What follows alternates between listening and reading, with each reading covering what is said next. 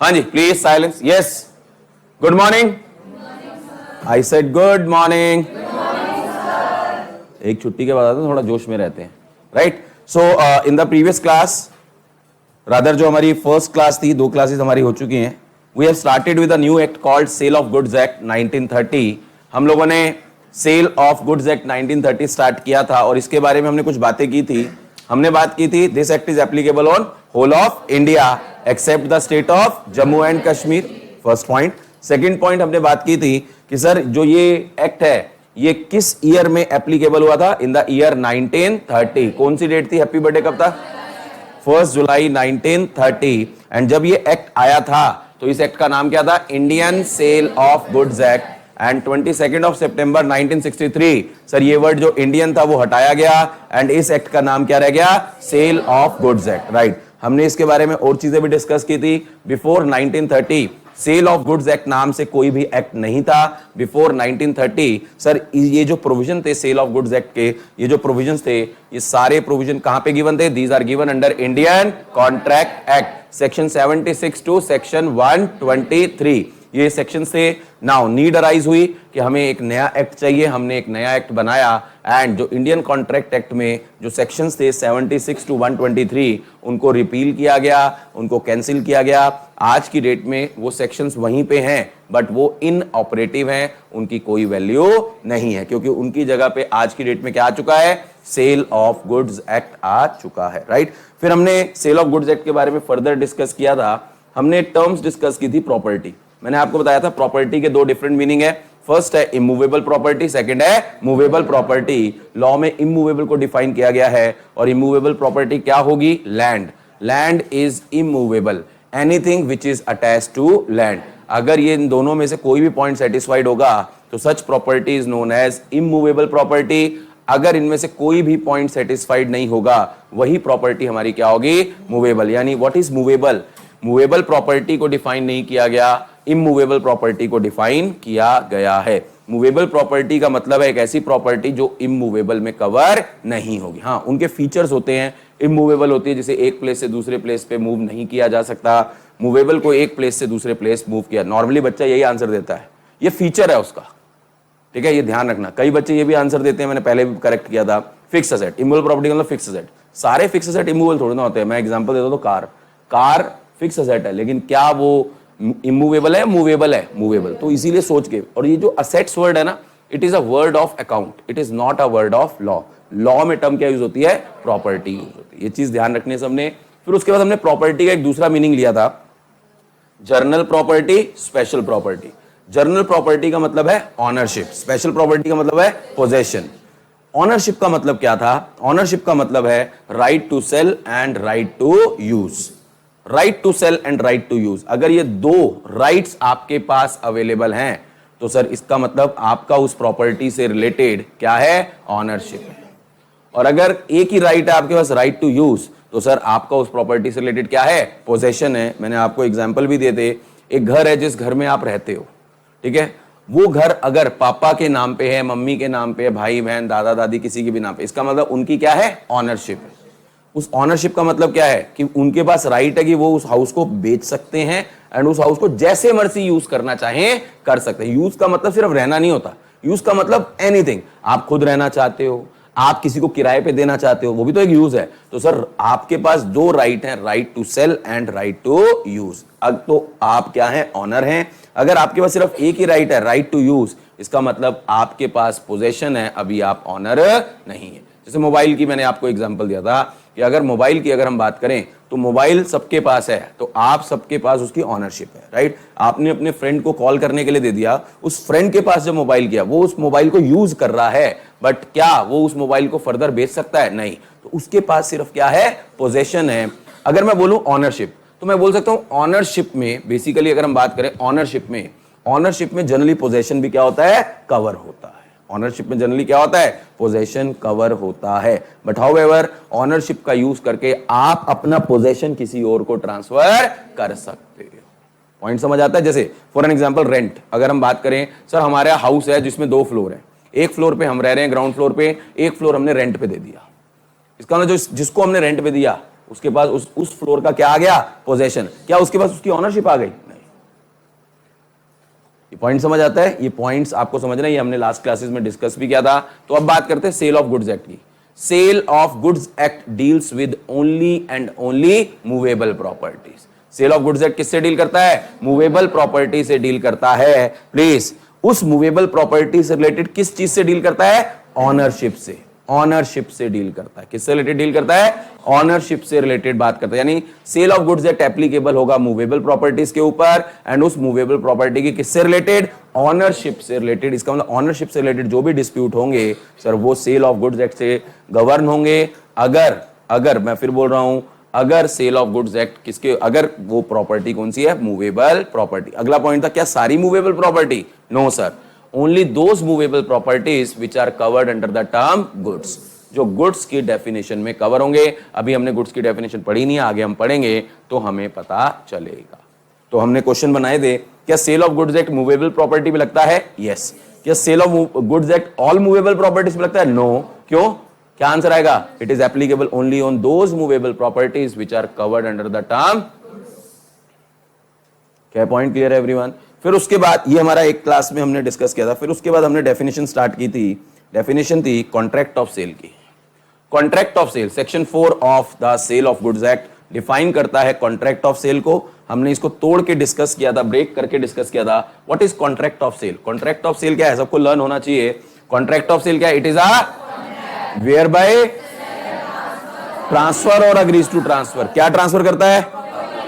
Property in goods. किसको transfer करता है?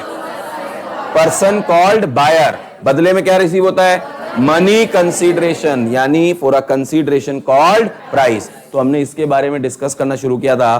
कॉन्ट्रैक्ट ऑफ सेल एक कॉन्ट्रैक्ट है। सर ये कॉन्ट्रैक्ट का मीनिंग क्या है? तो हम पढ़ेंगे इंडियन कॉन्ट्रैक्ट एक्ट में सेक्शन 2 क्लॉज एच डिफाइन करता है कॉन्ट्रैक्ट को an agreement enforceable by law. पढ़ेंगे हम लोग उस चीज को। वेयर बाय सेलर ट्रांसफर और अग्रीज टू ट्रांसफर। इसका मतलब यहां पे जो पार्टीज होंगी उन पार्टीज का नाम क्या होगा? Seller and buyer, right. Transfer का मतलब सेल, अग्रीज टू ट्रांसफर का मतलब अग्रीमेंट टू सेल। पढ़ेंगे आज क्या होता है। क्या ट्रांसफर करता है? Property in goods. प्रॉपर्टी का मतलब यहां पे क्या लेंगे? Ownership in goods. किसको ट्रांसफर करता है? To a person called buyer. बदले में क्या रिसीव होगा?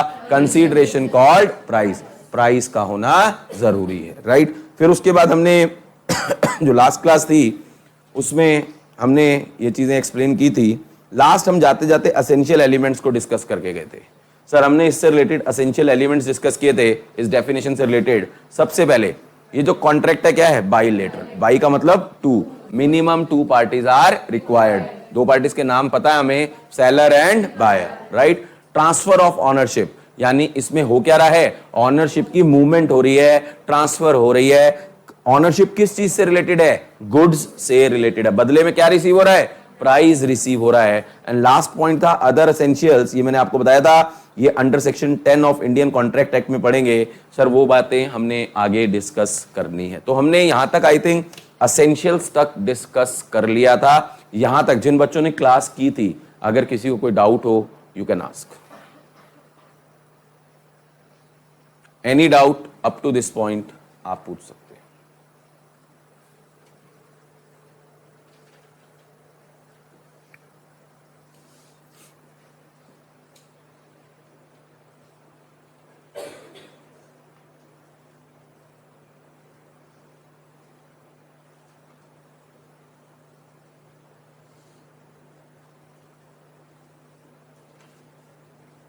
चलें जी आगे चलें, मूव करें। अब हमें क्या करना है? अब हमें 3 डिफरेंस डिस्कस करने हैं। 3 डिफरेंस डिस्कस करने। There are 3 differences which we have to discuss. Let's see आज कितना हम डिस्कस करते हैं। फर्स्ट एंड पहला जो सबसे फोरमोस्ट मेन डिफरेंस है, पहला डिफरेंस है sale and agreement to sale. बड़े ध्यान से बच्चे ये डिफरेंस जो है, अभी लिखना लुखना कुछ नहीं है, सब मैं आपको लिखवाऊंगा, नोट्स बनवाऊंगा। Sale and agreement to sale, सुनेंगे ध्यान से। लॉ पढ़ते वक्त इमोशनल नहीं होना।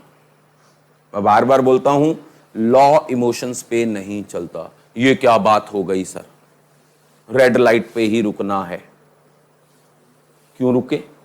हमारी मर्जी। नहीं रुकते तो नहीं कर सकते। We have to follow the law, right.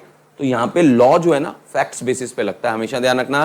Facts change होंगे तो आपका आंसर क्या हो जाएगा, चेंज। आप एक लाइन में रट्टा मारोगे तो फंस जाओगे। मैं बार बार आपको सिखा रहा हूं, पूरा through out Indian partnership act हमने ये देखा है कि द मोमेंट हम इमोशनल होते हैं, मूवमेंट इमोशनल का मतलब है कि हम बड़े एक ही लाइन को हम बड़ा ही इमोशनली पढ़ लेते हैं, तो सर उस केस में क्या होता है, हम फैक्ट्स चेंज होते हैं तो आंसर सेम दे देते हैं, जबकि आंसर क्या होगा, चेंज होगा।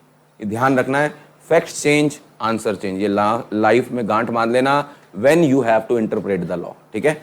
Cell and agreement to sale, sale of goods act जो है दोनों चीजों की बात करता है। एक टर्म यूज होती है ट्रांसफर और एक टर्म यूज होती है अग्रीज टू ट्रांसफर। सेल भी एक कॉन्ट्रैक्ट है, अग्रीमेंट टू सेल भी एक कॉन्ट्रैक्ट है, बट इनमें आपस में डिफरेंस है। सेल ऑफ गुड्स एक्ट दोनों चीजों को क्या करता है, डील करता है। नाउ अगर हम सेल वर्ड की बात करें, द मोमेंट जहां पे भी टर्म सेल है, अब हम जो भी बात कर रहे हैं एज अ जर्नल रूल बात कर रहे हैं, एक्सेप्शन विल बी देयर। हमेशा लॉ जनरल रूल्स, मैंने पहले ही बता रखा है, हमेशा लॉ कैसे चलता है, जर्नल रूल पे चलता है। अगर उसकी कुछ एक्सेप्शंस होंगी तो अलग से आएंगी। हमेशा हम यहाँ पे टर्म सेल की बात करें, बच्चे बहुत ज्यादा इमोशनल हो जाते हैं, बहुत ज्यादा इमोशनल हो जाते हैं। इमोशनल का मतलब वो एक लाइन को रट देते हैं। जैसे मैंने अकाउंट्स में एक बार आप लोगों को पकड़ा था भाई, एक होती है कैश सेल, एक होती है क्रेडिट सेल, होती है ना। जब हम बात करते हैं ऑल मॉनिटरी ट्रांजैक्शन, तो मैं जैसे पूछता हूं आप लोगों से कि क्या कैश सेल कवर होगी, यस। क्या क्रेडिट सेल कवर होगी, बच्चे बोलते नो। तो क्रेडिट सेल भी कवर होगी, वो भी तो फाइनेंशियल ट्रांजैक्शन है, बस पेमेंट बाद में मिलेगी, लेकिन है तो फाइनेंशियल ट्रांजैक्शन ना। बात को समझो, ये इमोशनल आंसर होते हैं, एक लाइन रट ली बस। ये चीजें समझनी है, ठीक है।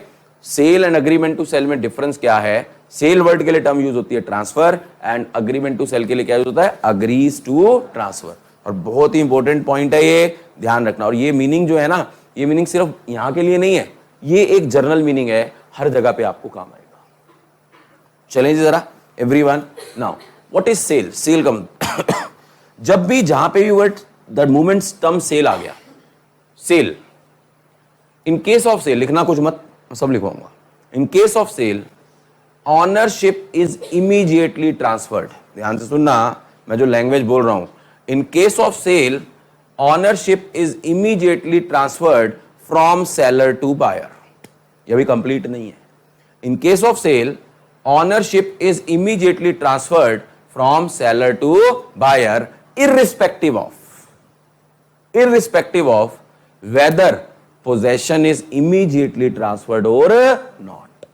This is the complete line sale की। In case of sale ownership जो है इमीडिएटली ट्रांसफर हो जाती है from seller to buyer, irrespective of whether possession is immediately transferred or not transferred. इस लाइन का क्या मीनिंग समझ आता है? मैंने बड़े आराम से बोला है,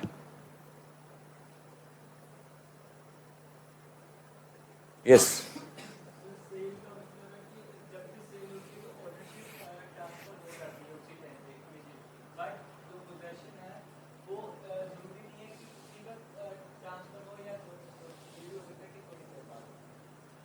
अच्छा कनिका,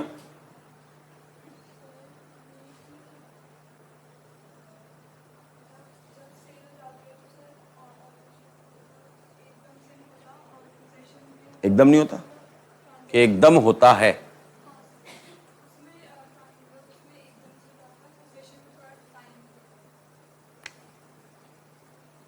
कृतिका,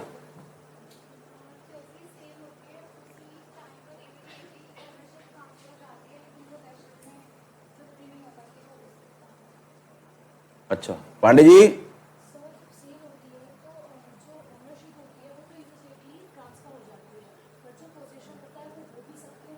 क्या हो भी सकता नहीं? वर्ड्स मुझे ना अपने स्टूडेंट से एकदम एप्ट चाहिए, मजाक नहीं कर रहे हम लोग। माना छोटे बच्चे हैं, लेकिन इतने भी छोटे नहीं है ना, है ना। छोटा बच्चा दे दे के एक्सक्यूज थोड़ा ना दे सकते। माना हाइट 5 ग्राम की है, काम तो वही करना है ना, सीएस वाला। मेरे को बहुत दिनों से आंसर मिला नहीं आपसे।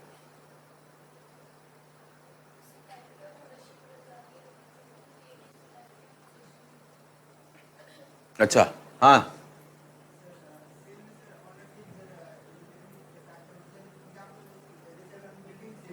हमने बिल्डिंग की बात मत कर यार यहां पे। क्यों क्यों हम यहां पे अब मूवेबल की बात करेंगे।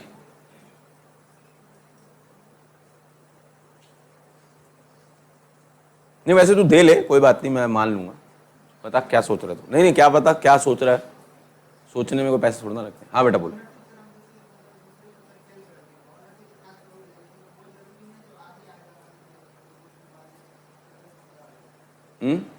दोबारा बोल, आज ही आज क्या बोला है?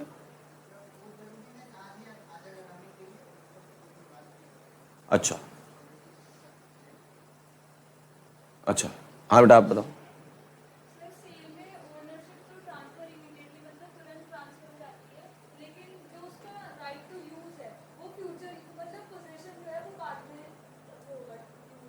ये लाइन तो मैंने बोली नहीं, ये लाइन नहीं बोली मैंने, बाद में होगा। मैंने बोला इररिस्पेक्टिव ऑफ। पूरा बेटा बहुत फर्क है लॉ में ना बेटा, बहुत फर्क आ जाएगा। आपके फाउंडेशन की जगह मैं एग्जीक्यूटिव लिख दूं, कितना फर्क आ जाएगा। नो डाउट वो जाना है आपने आगे, लेकिन आज आपके रोल नंबर एफ की जगह ई लिखा आ जाए तो आपको दिक्कत हो जाएगी, अलाउ ही नहीं करेंगे एग्जाम देना, है ना। प्लीज वर्ड्स की इंपॉर्टेंस समझो, मैं क्या बताने की कोशिश कर रहा हूं, ठीक है। समझो क्या कहना चाह रहा है। In case of the word sale, sale और एग्रीमेंट टू सेल, ये वर्ड में जहां पे भी वर्ड सेल है ना, इसका मतलब ऑनरशिप ट्रांसफर हो गई। किसको ट्रांसफर हो गई? बायर को। In case of sale ownership is immediately transferred from seller to buyer, irrespective of, चाहे पोजेशन इमीडिएटली ट्रांसफर हुआ हो या ना हुआ। ठीक है, पोजेशन का मतलब मूवमेंट, मूवमेंट इमीडिएटली हुआ है या नहीं हुआ, उससे कोई लेना देना। ये जर्नल रूल है, ध्यान रखना। अभी इस पे मैं आपको एग्जांपल भी समझाऊंगा। अग्रीमेंट टू सेल क्या कहता है?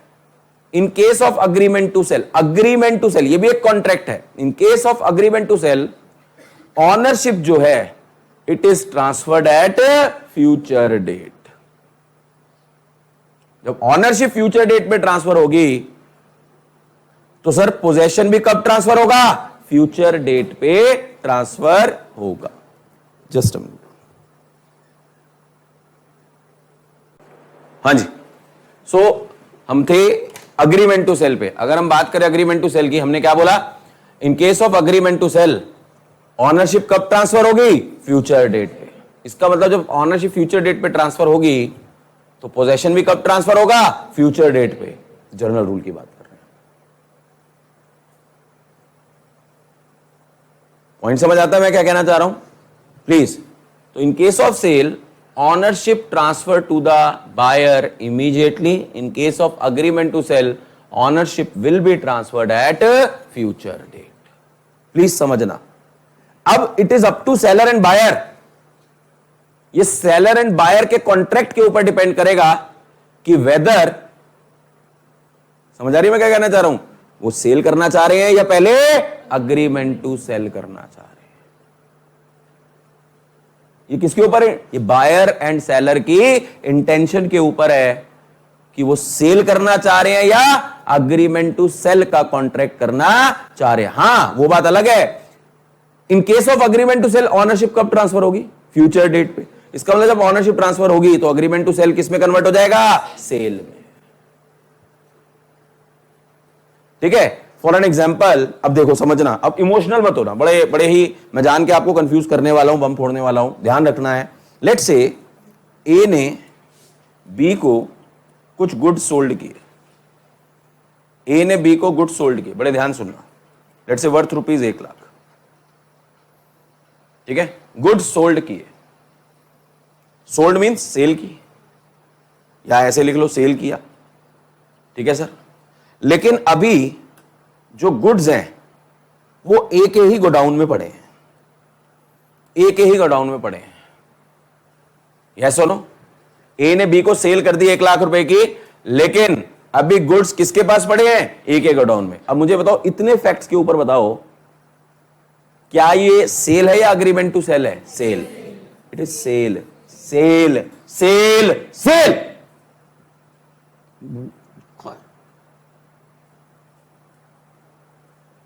लिखा है सेल, मुझे ना यहाँ गलती नहीं चाहिए, क्योंकि यहां गलती होगी तो वहां गलती है। क्या बोला है मैंने, क्या बोला है मैंने? सेल। यही तो सिखा रहा हूं, पोजेशन से कोई लेना देना।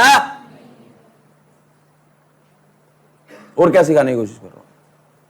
सोच के आंसर चाहिए मुझे, एकदम मुंह मत फाड़ा करो लॉ में। मैंने क्या बोला है? ए ने गुड्स सोल्ड किए, सेल की बी को, लेकिन अभी गुड्स किसके पास है? ए के गोडाउन में है।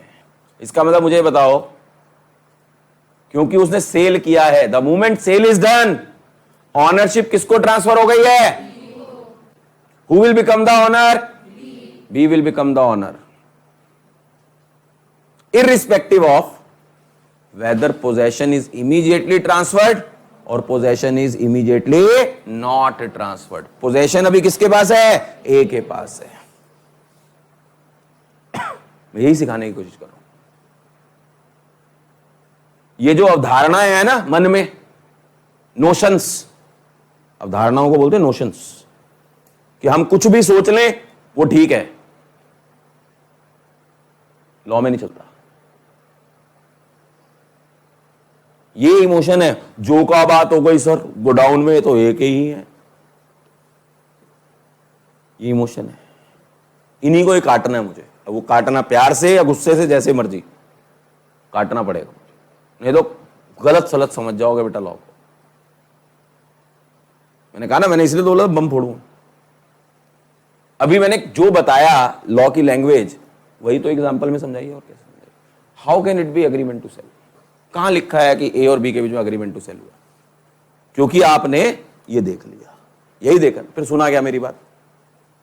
यही तो सिखाने की कोशिश कर रहा हूं। फिर सुना गया मेरी बात, फिर लॉ क्या सुना? यही तो बात कह रहा हूं कि एक कॉमन सेंस में जो हमने सोच रखा होता है ना, हम सोचते हैं वही लॉ है। इमोशनल तो होना ही नहीं है। शुरू में मैंने बता दिया, मुझे पता है ना, इतने सालों से पढ़ा रहा हूं, मुझे पता है बच्चा कहां इमोशनल हो जाता है। अभी तो बहुत जगह हो गई, जो का हो गया, वही तो मेरे को ठीक करना है। और क्या करना है बेटा?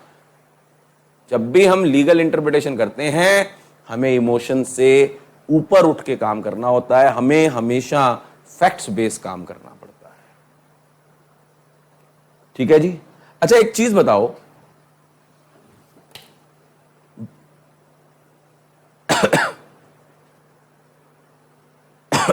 ए ने बी को गुड सोल्ड कर दिए, सेल हो गई, ऑनरशिप किसके पास ट्रांसफर हो गई? हो गई। Who will become the honour?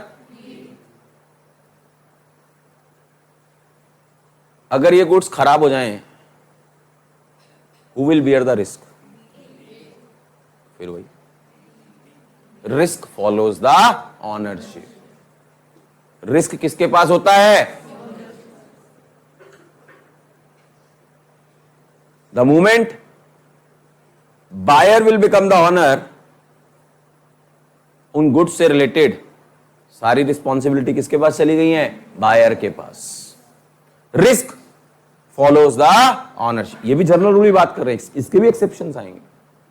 Risk follows the ownership. As a general rule, risk हमेशा किसको फॉलो करता है? ऑनरशिप को फॉलो करता है। तो यहां पे ए ने बी को गुड सोल्ड किए, B will become the owner. इसका मतलब उस गुड से रिलेटेड अब सारी रिस्पॉन्सिबिलिटी किसके पास है? बी के पास है। इवन दो पोजेशन किसके पास है? ए के पास है। याद रखना, ये ध्यान रखना है, ये जर्नल रूल है, बाकी हम बाद में बात करेंगे, बट पहले इतना एब्जॉर्ब करने की कोशिश करो। यहां तक अगर किसी को इमोशंस आ रहे हैं, उसे घर रख के आना अगली क्लास में, बिल्कुल इमोशंस नहीं आने चाहिए। क्या ये पॉइंट समझ आता है बच्चे? तो risk follows the ownership. The movement the person will become the owner. एक बात बताओ, आप खुद सोचो, एज अ जनरल रूल हम बात कर रहे हैं ना, अभी तो मैंने कुछ बताया ही नहीं। आपने मोबाइल की शॉप से मोबाइल खरीदा और आपके हाथ से कोई चोरी छीन के भाग गया, ठीक है, क्या आप वो दुकानदार को कुछ बोल सकते हो? तो रिस्क फॉलोज द ऑनरशिप।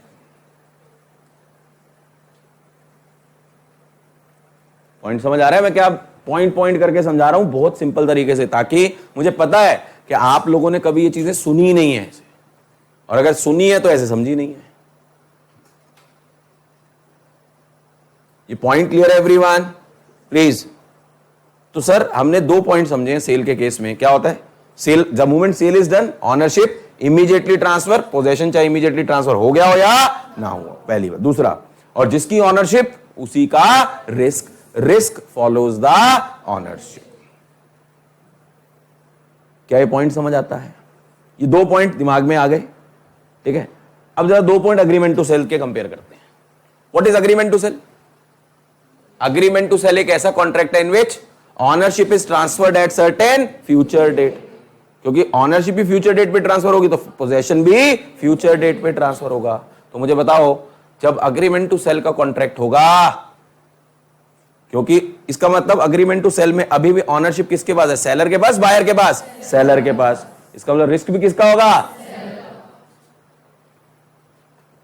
क्योंकि अभी अग्रीमेंट टू सेल किस में कन्वर्ट नहीं हुआ? सेल में कन्वर्ट।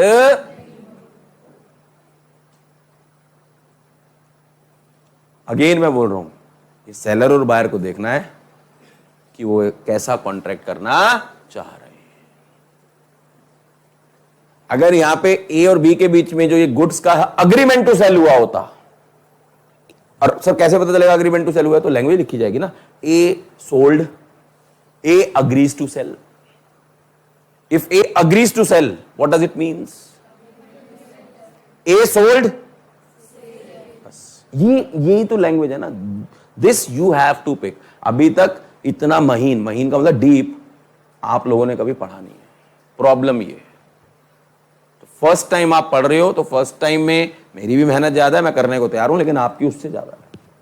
आप करोगे तो ही फलेगा ये, अदरवाइज नहीं। मेरे अकेले करने से कुछ नहीं होगा, क्योंकि मैंने एग्जाम जाके देना नहीं है। और जो बच्चे करते हैं, रिजल्ट आपके सामने, अभी पिछला भी फाउंडेशन का रिजल्ट ही है। मेरे को कुछ कहने की जरूरत नहीं। Now it's up to you people. मैंने सबको सेम पढ़ाना है, कोई अलग से किसी की होम ट्यूशन नहीं चल रही है, या किसी की रैंक आ जाती है, कोई फेल हो जाता है। सब अपने अंदर हैं आप। क्या ये पॉइंट क्लियर है एवरीवन? मैंने जो बोला उसको नटशेल में, सेल के केस में ऑनरशिप इमीडिएटली ट्रांसफर हो जाती है, irrespective of possession immediately transfer हो या ना हो। In case of agreement to sale, ownership future date पे ट्रांसफर होगी, पोजेशन की तो बात ही नहीं करनी। दूसरी चीज क्या है? In case of sale, risk follows the ownership. In case of agreement to sale, risk remains with the seller, क्योंकि अभी ऑनरशिप ट्रांसफर नहीं हो रही है। इसे बहुत बढ़िया तरीके से और भी समझाऊंगा। नाउ यहां तक कि अगर हम बात, सर कैसे पता चलेगा सेल है अग्रीमेंट टू सेल? लैंग्वेज से, A sold, A agrees to sale, simple. But दोनों ही चीजों को सेल ऑफ गुड्स एक्ट क्या करता है? गवर्न करता है। क्योंकि यहां ऑनरशिप की बात हो रही है, एक जगह पे ऑनरशिप इमीडिएटली ट्रांसफर हो रही है, एक जगह पे ऑनरशिप फ्यूचर डेट पे ट्रांसफर होगी। बट पहले ये बताओ, इतना समझ आता है everyone? Risk follows the ownership as a general rule. Clear है? अब जरा देखें जरा, अब मैं इस एग्जाम्पल में ना 2 अलग अलग बार अलग अलग फैक्ट्स डालूंगा, और हम देखेंगे कि फैक्ट्स के अकॉर्डिंगली हम लॉ कैसे अप्लाई करते हैं, जितना हमें पता है। ठीक है? मैंने आपको जितना बताया, ए ने गुड्स सोल्ड किए, ए ने सेल की बी को 1 लाख रुपए के गुड्स की, ठीक है। बट अभी ए के गोडाउन में ही गुड्स हैं, यानी अभी पोजेशन ट्रांसफर नहीं हुआ। तो हमने ये निष्कर्ष निकाला, हमने कंक्लूजन निकाला, who will become the owner? B will become the owner. B owner बन चुका है, B will become the owner of the goods. B owner हो चुका है, B is now the owner. क्योंकि बी ऑनर है, as a general rule risk follows the ownership. Hence sir जो रिस्क है वो अब किसको ट्रांसफर हो चुका है? बी को ट्रांसफर। लेकिन अभी गुड्स किसके पोजेशन में है? ए के। अब सुनो, बी ने ही बोला पोजेशन के लिए, ए देना चाह रहा था पोजेशन, मान लो आगे मैं फैक्ट्स को बढ़ा रहा हूं। बी ने बोला आज गुड्स अपने पास रख ले, कल मेरे को डिलीवर कर दियो। ए ने कहा ओके। ए ने क्या कहा? ओके। अब एक बात बताओ, क्योंकि ऑनरशिप बी के पास चली गई है, एक दिन के लिए गुड्स किसके पास रखे हुए हैं? ए के पास। पहला पॉइंट। अब ऑनरशिप का इंपैक्ट देखना, ऑनरशिप क्योंकि इमीडिएटली ट्रांसफर हो गई बी के पास, क्या ए ये गुड्स किसी और को सोल्ड कर सकता है? क्यों नहीं कर सकता? अभी हम अग्रीमेंट टू सेल की बात नहीं कर रहे। ये मत सोचना कि अग्रीमेंट टू सेल में हां कर सकता है, नहीं, बाद में बात करेंगे उसके बारे में। अभी हम सेल की बात कर रहे हैं, मुझे पॉइंट वाइज समझाना है, राइट? तो इसका मतलब ए अब ये गुड्स किसी और को ट्रांसफर नहीं कर सकता। रीजन यही तो मतलब है ना, रीजन क्योंकि ये गुड्स बिक चुके हैं, ए दोबारा से उन गुड्स को सोल्ड नहीं, क्योंकि ऑनरशिप किसके पास है? अब ए के पास तो सिर्फ क्या है? उन गुड्स का पोजेशन। किसके भी आप पे पोजेशन है ये? इसके लिए भी लैंग्वेज आएगी, हम पढ़ेंगे आगे जब सेल ऑफ गुड्स एक्ट के अंतिम पड़ाव पे पहुंचेंगे ना। तो ये पॉइंट्स याद रखना, ये फर्स्ट सेकंड क्लास याद कराऊंगा मैं। देखो मैंने सब समझा रखा है, तो अभी सिंप्लीफाइड लैंग्वेज में, फिर उसके नामकरण हो जाएंगे। इसका मतलब ये ए तो पक्का अब ये गुड्स अपनी मर्जी से किसी को बेच नहीं। अच्छा, अगर बी कहे यार सी को बेच दो, तो क्या ए बेच सकता है? यस। अगर बी कहता है तू बेच दे यार, तू डिलीवर कर दे, मैंने उधर गुड्स बेच दी हैं, कर सकता है, पढ़ेंगे आगे। बी के कहने पे ये कर सकता है। ए अपनी मर्जी से दोबारा गुड्स को सोल्ड, क्यों? उसने ऑनरशिप लूज कर दी है। ऑनरशिप नाउ किसके पास है? बी के पास। क्लियर है पॉइंट सबको? नाउ हुआ क्या, उस रात को इस गोडाउन में आग लग गई। लो, आग लगते ही बुक गिर गई। गोडाउन में क्या लग गई? आग लग गई, फायर। और वो सारा का सारा जो गोडाउन में गुड्स था, इंक्लूडिंग ये वाला गुड्स भी, सब जल के खाक हो गया। हाँ, है ना? तो हम तो इस गुड्स की बात कर रहे हैं जो बी को सोल्ड किए गए थे। Who will bear the loss? Who will bear the loss? हाँ? पक्का? शिंजन कह रही नहीं। अभी रुक जाओ, इतने फैक्ट्स पे अभी क्या आंसर आएगा बाद में बात करते हैं। लेट्स से वो जो फायर लगी,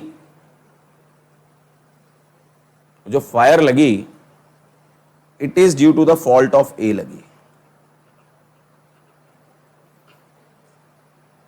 किसकी वजह से लगी? ए के फॉल्ट की वजह से। ए का क्या फॉल्ट था सर? ए का हो या ए ने जो चौकीदार रखा हुआ था वो सिगरेट पी रहा था, उसने बुझी हुई सिगरेट वहां फेंकी, आग लग गई। किसका फॉल्ट था? ए का। अब बताओ who will bear the loss? अब कौन करेगा?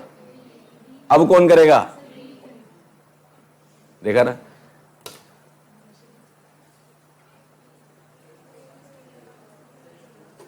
दो अलग अलग फैक्ट्स हैं।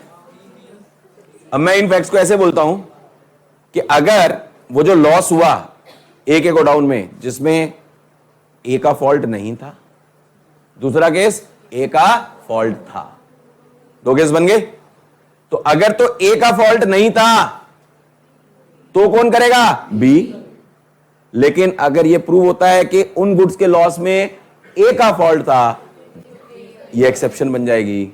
पढ़ेंगे हम लोग, रिस्क फॉलोज द ऑनरशिप का एक्सेप्शन। अगर ए के फॉल्ट से हुआ है, सर ये फॉल्ट प्रूव कैसे होगा? है ना? अगला क्वेश्चन आता है, ये फॉल्ट बेटा जब ये चीजें होती है ना ऐसे, तो इंश्योरेंस होती है, तो इंश्योरेंस क्लेम मिलता है, तो इंश्योरेंस वाले आएंगे, एक्चुअरी होते हैं, टर्म यूज होती है एक्चुअरी, कोर्स होते हैं एक्चुअरी के, बहुत बड़े कोर्स होते हैं। तो वो आएंगे, वो देखेंगे, वो रीजन फाइंड आउट करेंगे, क्योंकि इंश्योरेंस आपने ली भी होगी ना, तो इंश्योरेंस किस बेसिस पे ली है? फायर के लगने पे ली है या नहीं ली है, किन नेचुरल कैलेमिटीज को कवर किया, तो उसके हिसाब से वो रीजन फाइंड आउट करेंगे।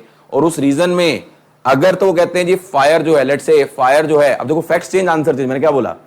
फायर जो है उसमें ए का कोई फॉल्ट नहीं था, नेचुरल फायर लग गई, ठीक है, शॉर्ट सर्किट हो गया, कुछ हो गया, ठीक है, बिजली कड़क गई, बिजली गिर गई, हाँ हो जाता है, ठीक है, ड्यू टू एनीथिंग, नेचुरल कोई चीज हुई। तो ऐसे केस में सर जिसकी ऑनरशिप ए का फॉल्ट नहीं था, hence B will bear the loss. लेकिन अगर अगर अगर ये प्रूव होता है कि ए का फॉल्ट था, तो फिर who will bear the? A will bear the loss. इसका मतलब as a general rule risk follows the ownership, ठीक है सर। लेकिन अगर फॉल्ट जिसके पोजेशन में है उसका निकल के आता है, तो उस केस में फिर लॉस भी वही बियर करेगा। ये तो फायर का एग्जांपल होगा। लेट्स से हम एक एग्जांपल लेते हैं कि सर ये गुड्स सारे गोडाउन से चोरी हो गए रात को।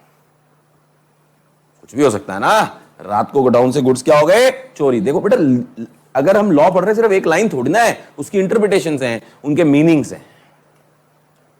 अब गुड्स चोरी हो गए, लेट्स से हमने चोरी की भी इंश्योरेंस करा रखी थी, ठीक है सर। एक्चुअली आया, उसने चेक किया चोरी कैसे हुए, सर चोर आया, उसने ताले तोड़े और निकाल के ले गया। क्या अब इसमें ए का कोई फॉल्ट था? नहीं। Who will bear the loss? B. लेकिन सर अगर चोरी हुई, उसमें ए का फॉल्ट निकला, क्या ए का फॉल्ट निकला? सर उसने, नालायक ने प्रॉपर लॉक ही नहीं किया हुआ था, उसने प्रॉपर लॉक नहीं, जितना रिक्वायर्ड था इतने बड़े गोडाउन के लिए लॉकिंग सिस्टम, उसने वो इंस्टॉल नहीं किया हुआ था। अगर ए की किसी भी तरीके से कोई कमी निकल आती है, ये प्रूव हो जाता है, then who will bear the loss? बात समझ आ रही? कितना हमें डीप जाके समझना है इस चीज को, एक लाइन में हम नहीं समझ सकते। क्या ये पॉइंट क्लियर है? So we have to study the facts. Emotional होके जैसे ही हम आंसर देंगे, सर उस केस में फंसेंगे, ये फंसेंगे। कभी भी हम एक लाइन से लॉ को इंटरप्रेट कर लें तो बेटा ऐसा कोई दिग्गज पैदा हुआ नहीं, और जो भी हुआ है वो गलत ही इंटरप्रिटेशन करेगा। पॉइंट समझ आ रहा है बेटा? तो सर हमने सेल में क्या सीखा है, ये बेटा ये फैक्ट्स हैं। ये एक्चुअली में पहले क्या होता था, सब्जेक्टिव पेपर होता था ना, अब तो ऑब्जेक्टिव है आप लोगों का। जब 2013 से पहले जब सब्जेक्टिव पेपर होता था, तब आपको ना यही केस लॉज आते थे। ये मैं वही केस लॉज आपको बता रहा होता हूँ कि सर ये केस है, ये फैक्ट्स हैं, अब बताओ, एक्सप्लेन करो। 5 नंबर का क्वेश्चन आता था, बट क्योंकि अब आपका ऑब्जेक्टिव पेपर है तो ये ऐसे केस लॉज आते नहीं है लिखने के लिए। अब तो अगर ये देंगे तो वो लिख देंगे who will bear the loss, 4 options होंगे, ए बी बोथ नन। तो लेकिन पता तो होना चाहिए ना आप लोगों को। क्या ये पॉइंट क्लियर है एवरीवन? प्लीज, सेल के लिए हमने क्या पढ़ा है? सेल के लिए 2 चीजें मेन पढ़ी है। In case of sale ownership immediately transfer होती है, पोजेशन चाहे इमीडिएटली ट्रांसफर हो या। सेकंड पॉइंट क्या पढ़ा? Risk follows the ownership. As a general rule, जिसकी ऑनरशिप उसी का रिस्क। ये तो मैंने एक्सेप्शन भी बता दी, ठीक है सर। अग्रीमेंट टू सेल में हमने क्या पढ़ा? ऑनरशिप फ्यूचर डेट पे ट्रांसफर होती है। ऑनरशिप फ्यूचर डेट पे ट्रांसफर, क्योंकि ऑनरशिप फ्यूचर डेट पर ट्रांसफर होगी, इसलिए रिस्क भी कब ट्रांसफर होगा? फ्यूचर डेट पे ट्रांसफर होगा। अब देखो बेटा, अग्रीमेंट टू सेल कहां होता है? अग्रीमेंट टू सेल होता कहां पे है? सेल कब होती है अग्रीमेंट? एक बार अच्छा चलो, अब आपको प्रैक्टिकली, जैसे ब्रेक में आप लोग बाहर जाते हो, ब्रेक में जब बाहर जाते हो तो आप वो जो शॉपकीपर से चिप्स खरीदते हो, ये खाते हो ना, बिस्किट खाते हो, तो ये जो पैकेट्स लेते हो, ये सेल है अग्रीमेंट टू सेल है? उसमें ऑनरशिप किसको ट्रांसफर हो गई? आपको, है ना। और जनरली पोजेशन भी क्या हो जाता है? ट्रांसफर हो जाता है। बट ऐसा जरूरी नहीं कि पोजेशन ना भी ट्रांसफर हो, कई बार होता है डिलीवरी लेट हो रही है, पोजेशन 2-4 दिन बाद जाएगा। ऑनरशिप, तो ऑनरशिप के फायदे भी है, नुकसान भी है। फायदा मैंने क्या बताया कि वो जो सेलर था, अब वो उन गुड्स को किसी और को बेच। दूसरा नुकसान क्या है? क्योंकि ऑनरशिप ट्रांसफर होगी, रिस्क वो तो होएगा ही ना। वो तो डिपेंड करता है सेलर और बायर आपस में कैसा कॉन्ट्रैक्ट करना चाह रहे हैं, सेल का करना चाह रहे हैं अग्रीमेंट। बट चाहे सेल करें अग्रीमेंट टू सेल करें, दोनों को ही कॉन्ट्रैक्ट ऑफ सेल में कवर किया गया है। किस लैंग्वेज में कवर किया? सेलर ट्रांसफर, और डेफिनेशन में लिखा है ना। क्या ये पॉइंट समझ आता है बच्चे? That is what you have to understand. Now agreement to sale कहां होता है? अग्रीमेंट टू सेल भी एक कॉन्ट्रैक्ट ही है, ये ध्यान रख लेना। अग्रीमेंट टू सेल भी एक कॉन्ट्रैक्ट है। Please let's say for an example, ध्यान सुनो, एक फार्मर है, किसान, और बी जो है ना ये जो फार्मर है ये वीट प्रोड्यूस करते हैं, और B wants to purchase such wheat. वो सारी वीट खरीदना चाह रहा है इस फार्मर से। बी ए के पास गया, बी ने ए को बोला कि वीट का सीजन आ रहा है, ठीक है सर, जितनी भी आपके खेत में वीट होगी वो मैं आपसे खरीदना चाहता हूं, ठीक है जी। ए ने बोला किस प्राइस पे? बी ने बोला आप बताओ। ए ने अपना प्राइस बताया, बी ने नेगोशिएशन की, प्राइस डिसाइड हो गया। लेट्स से प्राइस डिसाइड हुआ 40 रुपीज पर केजी का, ठीक है। यहां पे अग्रीमेंट टू सेल हो गया। किनके बीच में हो गया?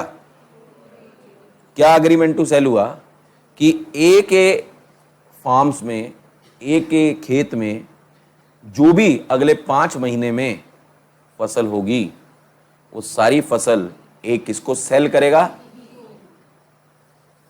ए और बी के बीच में आज कॉन्ट्रैक्ट हो गया, ठीक है।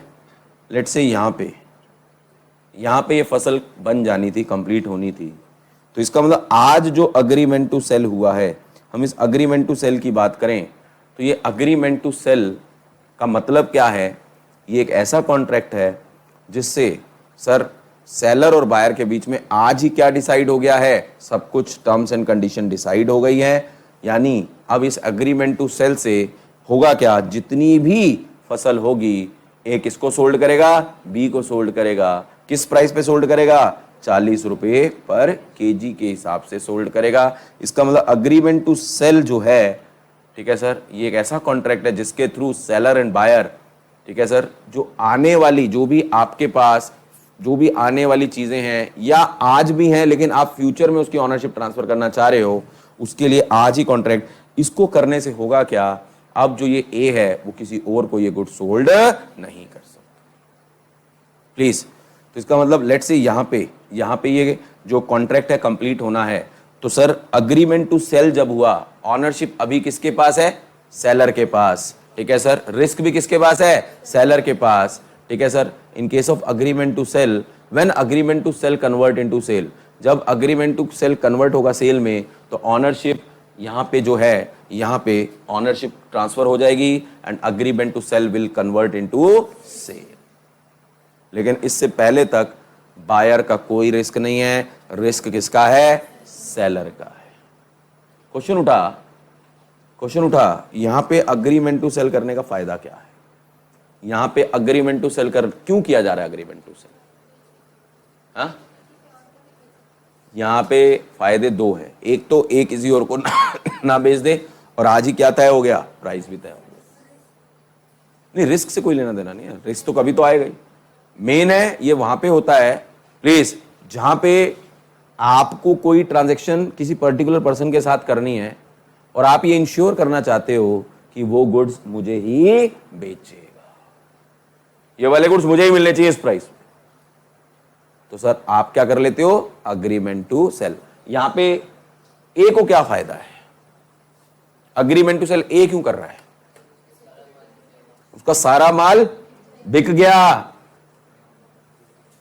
पिंड वस्या नहीं, पंजाबी विच कहते हैं ना, पिंड वस्या नहीं लुटेरे पहले आगे ने, राइट। अभी तो फसल प्रोड्यूस ही नहीं हुई, उसके फसल की क्या हो गई? बुकिंग हो गई, प्राइस भी फिक्स हो गया। बच्चों कईयों के मन में आती है, सर अगर प्राइस बढ़ गया तो ए को नुकसान है, अगर प्राइस कम हो गया तो बी को नुकसान है। हाँ है, ये तो रिस्क रहेगा ही रहेगा बिजनेस में। क्या ये पॉइंट समझ आता है? तो सर मैं अगर इसे समझाता होता हूं ना, अग्रीमेंट टू सेल में ऑनरशिप कब ट्रांसफर होगी? फ्यूचर डेट पे। तो सर अग्रीमेंट टू सेल और सेल को यूं समझो, मैं ऐसे बोलता होता हूं, हमारे घरों में मैरिजेस वगैरह होती है ना, मैरिज से पहले क्या होता है? सगन होता है, रोका होता है ना। तो agreement to sale is just like a रोका।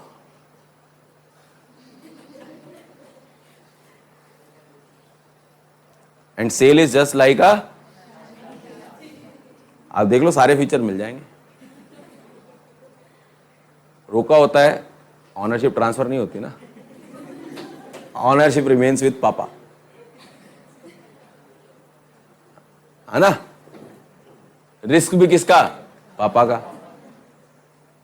और अग्रीमेंट टू सेल जब सेल में कन्वर्ट हो गया, यानी मैरिज हो गई, the moment marriage is done, सारी रिस्पॉन्सिबिलिटी किसके ऊपर? हस्बैंड के ऊपर है या नहीं? आप देख लो प्लीज, पॉइंट समझ आता है? तो बहुत सिंपल है सेल एंड अग्रीमेंट। अब क्या हो रहा है, कई बार सर रोका सगन होता नहीं है, सीधा ही मैरिज हो जाती है। इसका सीधा क्या हो जाती है? नाउ इट डिपेंड्स आप क्या करना चाहते हो। अच्छा ये बताओ, रोका का मतलब क्या है? सगन का मतलब क्यों करते हैं? अच्छा वो इवेंट क्यों कर रहे हैं? अच्छा बताओ, नहीं वो इवेंट क्यों कर रहे हैं, उसका उस इवेंट का रीजन क्या है? रोका का मतलब क्या हुआ? रोक देना, रिजर्व कर देना, है ना। रिजर्व कर देने का मतलब क्या है? अब ना लुड़का एक तरफ ना लुड़की उस तरफ, कहीं नहीं देख सकते, अब वही है या नहीं है? रोका या सगन का रीजन ये होता है प्लीज। तो अग्रीमेंट टू सेल का भी तो रीजन यही है कि ए अब ये गुड्स किसी और को बेच नहीं, बी किसी और से खरीद, वो बात अलग है, एक्सेप्शन वहां पे भी होती है, होता है ना, वहीं पे शादियां ब्रेक भी हो जाती हैं रोक के, है ना, वो अलग। तो यहीं पे ब्रीच ऑफ कॉन्ट्रैक्ट है। पहले ये बताओ, ये पॉइंट समझ आता है everyone? So it totally depends on the intention of the parties कि वो सेल इमीडिएटली करना चाह रही हैं या अग्रीमेंट टू सेल करना, डिपेंड करेगा सेलर एंड बायर की इंटेंशन के ऊपर। Any doubt? अभी सेल डिफरेंस खत्म नहीं, डिफरेंस तो मैं बताता रहूंगा, लेकिन this is the main difference between sale and agreement to sale. अब जैसे बिल्डिंग्स होती है, जैसे वो कभी किसी ने अपने घरों में देखा कि घर सेल परचेज हुआ हो, कि किस हमारे घर में किसी ने, पापा मम्मी ने कभी कोई घर खरीदा हो या घर बेचा हो? बयाना सुना है? सुना होगा, बयाना तो सुना होगा। तो इसका मतलब जब हम कहते हैं ना हमने किसी घर के लिए बयाना दे दिया, इसका सेल नहीं हुई है, क्या हुआ है? बयाने का मतलब ये होता है रिजर्व हो गई कि अब ये प्रॉपर्टी मैं खरीदूंगा और तू मेरे को बेचेगा, तो अग्रीमेंट टू सेल होता है। क्यों उसमें, क्यों अग्रीमेंट टू सेल हो रहा है? रीजन, वो प्रॉपर्टी मेरी हो गई और जनरली टाइम दिया जाता है। अब घर 1 करोड़ का है, एकदम तो 1 करोड़ किसी के पास नहीं पड़ा ना, लोन लेगा कुछ करेगा, तो टाइम दिया जाता है ताकि पेमेंट कलेक्ट वो कर सके। हाँ, किसी का पूरा कर, मेरे पास तो 1 करोड़ तैयार है, ले ले भाई, मुझे क्या है, ले 1 करोड़ दे, सेल होगी, डिपेंड्स। पॉइंट समझ आ रहा है? तो लॉ है ये, मैं बार बार बोल रहा हूं, देखो शुरू में इनिशियली लगता है कि कैसे चल रहा है, लेकिन अब देखो लॉजिक समझ आ रहे हैं, लॉजिक समझना बहुत जरूरी है। लॉ लॉजिक है, ये समझना बहुत जरूरी है। इंटेंशन देखो, लॉ ने बोला आप डिसाइड करो ना आप क्या करना, हमने तो दोनों चीजें दे रखी हैं, दोनों कंफर्ट आपके पास हैं, एज यू विश। अच्छा, कार की बुकिंग कराई है कभी? कभी गाड़ी की बुकिंग कराई हो, बाइक की बुकिंग होती है ना, जब कोई गाड़ी डिमांड में होती है 5-5, 6-6 महीने की, जैसे ब्रीजा, क्रेटा, इको स्पोर्ट, और भी बड़ी नई नई गाड़ियां आती हैं, या बुलेट होती है, बुलेट आजकल कितनी आप लोगों को पता है, ठीक है, नई नई आती है, थंडरबर्ड XI है, ठीक है, तो बहुत सारी चीजें डिमांड में चलती है, डिमांड में चलती। इसका मतलब क्या हुआ, वहां पे बुकिंग होती है। जब हम बुकिंग करा रहे हैं, सेल है अग्रीमेंट टू सेल है?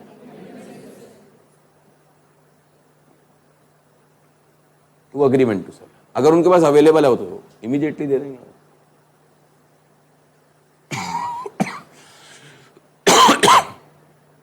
क्या ये पॉइंट क्लियर है एवरीवन? अच्छा, इस केस में एक मैं और, जो बच्चों को बहुत बचकाना आंसर देते हैं, उम्मीद करता हूं शायद ना दें।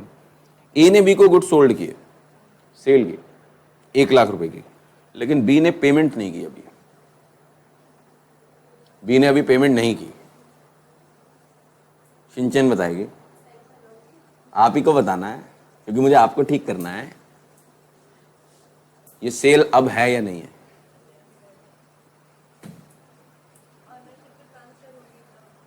बट पेमेंट तो नहीं हुई।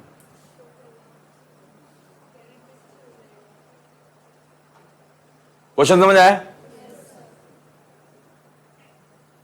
सर आप फंसा देते, यही काम है हमारा, तभी ठीक होगी। वैशाली बताएगी, क्या अब सेल है या नहीं है?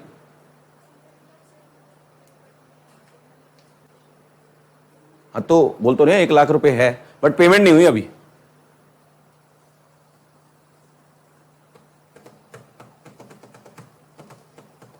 वैभव, सेल है, पेमेंट नहीं हुई है? एक नहीं है।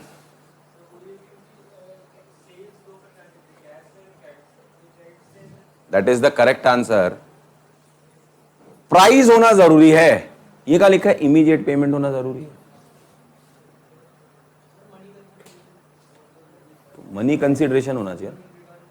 मनी कंसिडरेशन का मतलब क्या है? इन रिटर्न मनी मिलेगी, मिली है या फ्यूचर में मिलेगी?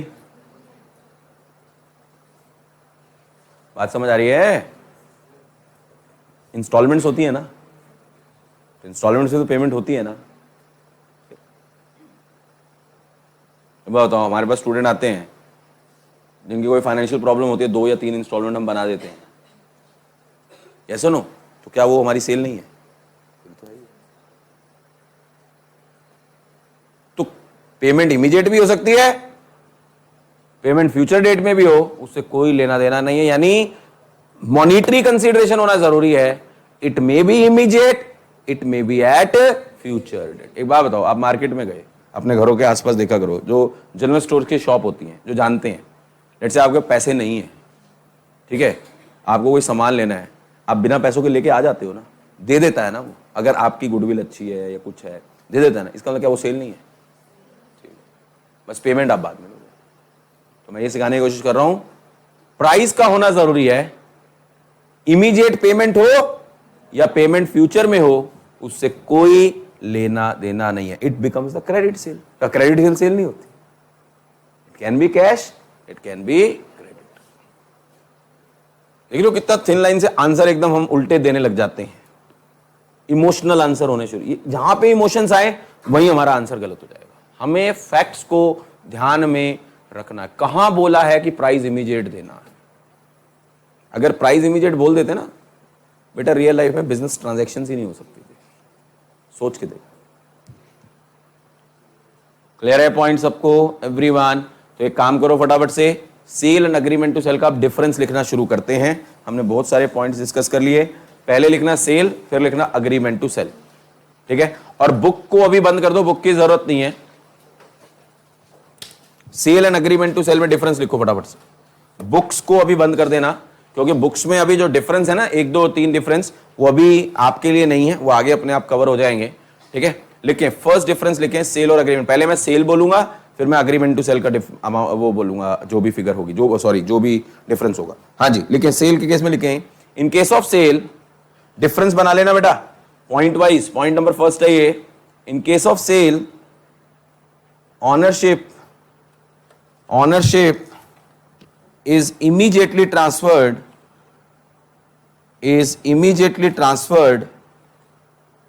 from seller to buyer. In case of sale, ownership is immediately transferred from seller to buyer. वो वाली लाइन लिखने की जरूरत नहीं है, वो लाइन आपको लर्न होनी चाहिए, इररिस्पेक्टिव वाली, ठीक है जी? क्योंकि अब डिफरेंस लिख रहे हैं। अग्रीमेंट टू सेल में लिखें क्या होगा, in case of agreement to sale, comma, ownership is transferred on future date. Repeat कर रहा हूं, in case of sale, ownership is immediately transferred from seller to buyer. Agreement to sale में ownership is transferred at future date, ठीक है जी? अच्छा, वो date क्या होगी ये कौन डिसाइड करेगा? सेलर एंड बायर दोनों मिलके, ठीक है ना? हमें क्या लेना था? लॉ कहता हमें क्या, तुम डिसाइड करो। हाँ, उस दिन अगर जिसके ऊपर डिस्प्यूट होगा कि सेलर का डिस्प्यूट हो गया या बायर का हो गया, तो ब्रीच हो जाएगा, फिर हमारे पास आना, फिर हम देखेंगे, ठीक है? सेकेंड पॉइंट लिखेंगे, in case of cell,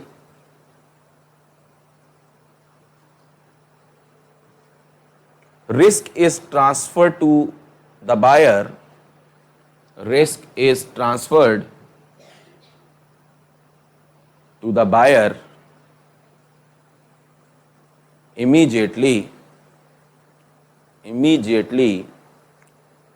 as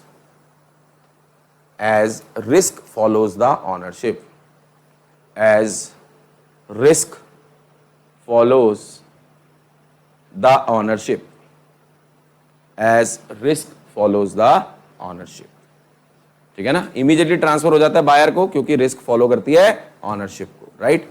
agreement to sale में लिखें, in case of agreement to sale, comma, risk remains with the seller, risk remains with the seller, full stop. इसी में कंटिन्यू करना, इसी पॉइंट में continue करना। In this case, risk transfer to the buyer In this case, risk transfer to the buyer when agreement to sell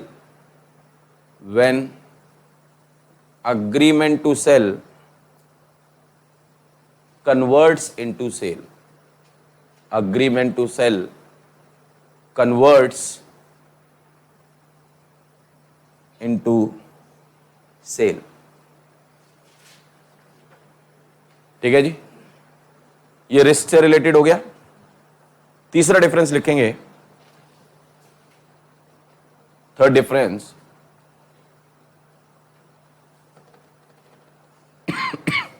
in case of sale, comma, generally possession is transferred immediately. Generally possession is transferred immediately. हमने क्या लिखा है यहां पे कि cell जब होता है तो जनरली पोजेशन भी साथ साथ ट्रांसफर हो जाता है. बट क्या ऐसा जरूरी है? ऐसा जरूरी नहीं है. आप रियल लाइफ में देखो, जब मार्केट में शॉप्स पे जाते हो, आप कोई भी आप क्लोथिंग खरीदते हो, जीन्स खरीदते हो, खाना पीना खरीदते हो, तो सर इमीडिएटली आप पैसे देते हो, इमीडिएटली ट्रांसफर हो जाती है ऑनरशिप, इमीडिएटली पोजेशन भी ट्रांसफर हो जाता है. बट लॉ बोलता है चाहे इमीडिएटली हुआ हो या ना हुआ हो, ऑनरशिप ट्रांसफर हो ही जाती है. बट हम थर्ड पॉइंट क्या लिख रहे हैं? पोजेशन भी जनरली इमीडिएटली ट्रांसफर हो जाता है. इस थर्ड पॉइंट के आगे ना, इस थर्ड पॉइंट के आगे लिखना, ये जो पोजेशन वर्ड है ना, पोजेशन वर्ड, उसके लिए यहीं पे कहीं नोट कर लेना, इसको लीगली ना कन्वेंस भी बोलते हैं. क्या बोलते हैं? Conveyance, movement. मैं लिख रहा हूं स्पेलिंग कन्वेंस. कन्वेंस भी साथ साथ हो जाता है. कन्वेंस, ये वही कन्वेंस है जैसे आप लोग आते हो ना, मेट्रो पे आते हो, कन्वेंस बोलते हैं ना, कन्वेंस नहीं मिल रहा. कन्वेंस का मतलब क्या? मूवमेंट. ठीक है, तो वो कह रहे हैं मूवमेंट ऑफ गुड्स भी साथ साथ हो जाता है. हुआ है या नहीं हुआ वो अलग बात है, उससे कोई, बट जनरली हम जनरल रूल की बात कर रहे हैं कि पोजेशन भी साथ साथ ट्रांसफर हो जाता है. अग्रीमेंट टू सेल में क्या लिखेंगे?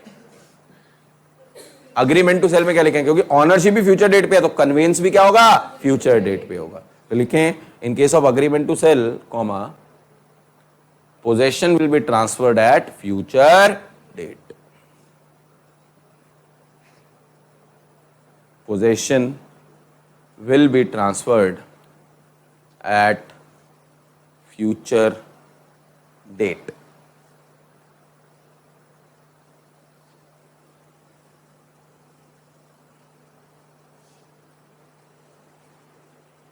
हाँ जी, हो गया जी. फोर्थ डिफरेंस लिखें.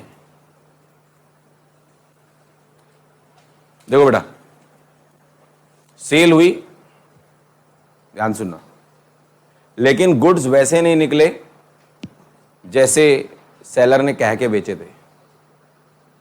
ठीक है, तो सेलर ने क्या कर दिया? ब्रीच कर दिया.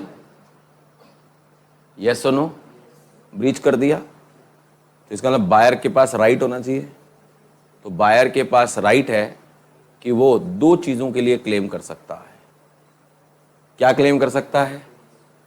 अगर तो उसने प्राइस दे दिया है तो वो प्राइस के लिए क्लेम कर सकता है कि मेरे पैसे वापस दो, एंड साथ में डैमेजेस के लिए भी क्लेम कर सकता है. ये डैमेजेस क्या हैं? हम लोग इंडियन कॉन्ट्रैक्ट एक्ट में पढ़ेंगे. तो बायर के पास दो राइट्स होंगे अगर सेलर ने ब्रीच किया है, एक तो claim for price and claim for damages. लेकिन अगर अग्रीमेंट टू सेल है तो सर बायर के पास एक ही राइट है, प्राइस की तो भी बात ही नहीं हुई है. ठीक है, तो उस केस में सिर्फ वो क्या क्लेम कर सकता है? डैमेजेस के लिए क्लेम कर सकता है. अब डैमेजेस का मतलब क्या होगा हम पढ़ेंगे. मॉनिटरी कंपनसेशन होता है डैमेजेस का मतलब. इंडियन कॉन्ट्रैक्ट एक्ट में पूरी एक्सप्लेनेशन होगी. लिखेंगे, in case of sale, in case of sale, in case of sale, comma, if there is breach on the part of seller, if there is breach on the part of seller, on the part of seller, then buyer has a right to claim, buyer has a right to claim price and damages. अब बच्चा यहां पे पूछता sir अगर अभी आपने बताया था प्राइस ना पे किया तो फिर नहीं क्लेम करेगा, फिर तो एक्सेप्शनल केस हो गया ना। जनरल रूल तो यही है, मान के चल रहे हैं कि प्राइस दे दिया, हम तो सारी चीजें मान के चल रहे हैं। ये बताओ, आप मार्केट में गए 20 रुपए का चिप्स का पैकेट खरीदा, ठीक है, आपको उसने ऑनरशिप दे दी, पोजेशन दे दिया, तो आपने 20 रुपए भी तो दिए होंगे ना। अब वो चिप्स का पैकेट खराब निकला तो आप क्या कहते हो, भैया हमारे पैसे वापस कर दो, लेकिन आपने पैसे दिए ही नहीं तो वापस कैसे मांगो। तो हम मान के चल रहे हैं आपने पैसे दिए। अब ये डैमेजेस क्या होते हैं हम बाद में बात करेंगे, ठीक है। तो बायर के पास दो राइट्स हैं, एक तो प्राइस क्लेम कर सकता है और एक साथ में डैमेजेस क्लेम कर सकता है। नेक्स्ट पॉइंट लिखेंगे अग्रीमेंट टू सेल का। In case of agreement to sale, comma, in case of agreement to sell, comma, if there is breach by seller, if there is breach by seller, then buyer can claim, then buyer can claim only damages. Buyer can claim only damages. Full stop. कितने points हो गए difference के? 4 हो गए ना। अभी के लिए 4 हैं। अभी अगर बुक देखें, बुक देखना मत क्योंकि घर जाके बच्चे देखेंगे, ठीक है। उसमें सेल में लिखा हुआ है sale is an executed contract, agreement to sale is an executory contract, ये लिखा होगा। सेल में जस्ट इन रेम है, मैंने ही बनाई है ना बुक, मुझे पता है, उसमें जस्ट इन पर्सोनम है, ठीक है। तो ये सब चीजें हैं ना जो अभी आपके लिए समझने की नहीं है, ये इंडियन कॉन्ट्रैक्ट एक्ट का पार्ट है, right. The moment Indian contract act होगा तो मैं रिलेट कराऊंगा उस टाइम पे, देखो ये चीजें सेल और अग्रीमेंट टू सेल में भी लिखी हुई, पहले वो मीनिंग वहां आएंगे तो वहां समझेंगे तो ऑटोमेटिकली यहां अप्लाई हो जाएंगे, ठीक है। लेकिन अभी हम उसके ऊपर टाइम नहीं लगा रहे। तो आपको जो डिफरेंसेस मैंने अभी बताए हैं आपको वो करने हैं। वो जो बुक में डिफरेंस लिखे हैं उसमें 2-3 पॉइंट्स जो है ना, वो डिफरेंस तब कंप्लीट होंगे आपके जब इंडियन कॉन्ट्रैक्ट ऑटोमेटिकली होता जाएगा। लॉ है ना बेटा, ये मैं आज वो चीज अभी नहीं समझा सकता क्योंकि वो मूवमेंट नहीं आई है अभी। वो मूवमेंट जब आएगी, एग्जीक्यूटिव टाइप्स ऑफ कॉन्ट्रैक्ट पढ़ेंगे, वहां आएगा एग्जीक्यूटिव कॉन्ट्रैक्ट, एग्जीक्यूटरी कॉन्ट्रैक्ट पढ़ेंगे हम लोग, तो वो आएगा ऑटोमेटिकली, ये कवर हो जाएगा, ठीक है जी। चले आगे। तो ये डिफरेंस है आपका sale and agreement to sale में। Major 2 differences are there, 2 difference main है। फर्स्ट, सेल में ऑनरशिप इमीडिएटली ट्रांसफर हो जाएगी, पोजेशन से कोई लेना देना नहीं है। दूसरा डिफरेंस क्या है, risk follows the ownership, right. Agreement to sale में ऑनरशिप फ्यूचर डेट पे होगी, और क्योंकि ऑनरशिप फ्यूचर डेट पे होगी, रिस्क भी फ्यूचर डेट पे ट्रांसफर होगा। Any doubt? कुछ दिमाग में कोई भी इमोशंस, हिंदी में बोले कोई भी भावनाएं आ रही हो, उजागर हो रही हो, सर ऐसा हो जाए तो कैसा हो जाएगा, पूछ सकते हो। युशिका से स्टार्ट करते हैं।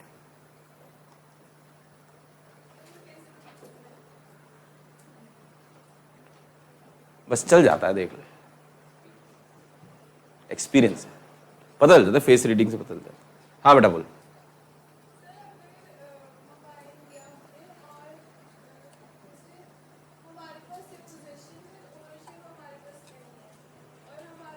बेटा देखो, जब भी आपको क्वेश्चन बनाना हो ना, एक तरीका सब बच्चों को बता रहा हूं, कोई भी स्टूडेंट कोई भी क्वेश्चन पूछना चाहे कोई दिक्कत नहीं है। जब मैं पूछ रहा हूं एनी डाउट, उससे पहले मुझे मत बोलो, जैसे बीच में नकुल बीच में बोलने लग जाता है, ऐसे मुझे पसंद नहीं है।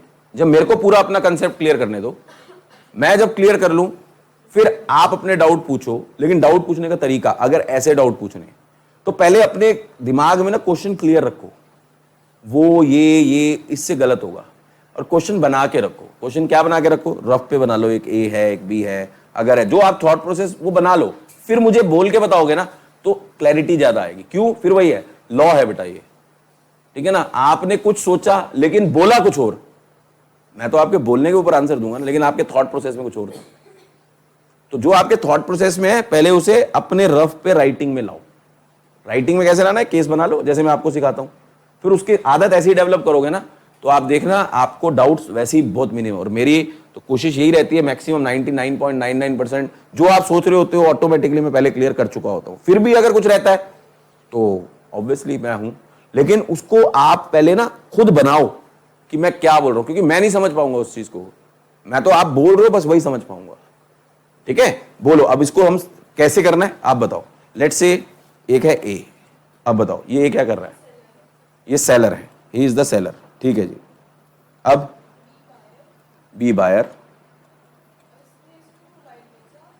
बेच दिया यानी सेल हो गई। कैसे? फिर ऑनरशिप ट्रांसफर नहीं तो एग्रीमेंट टू सेल है।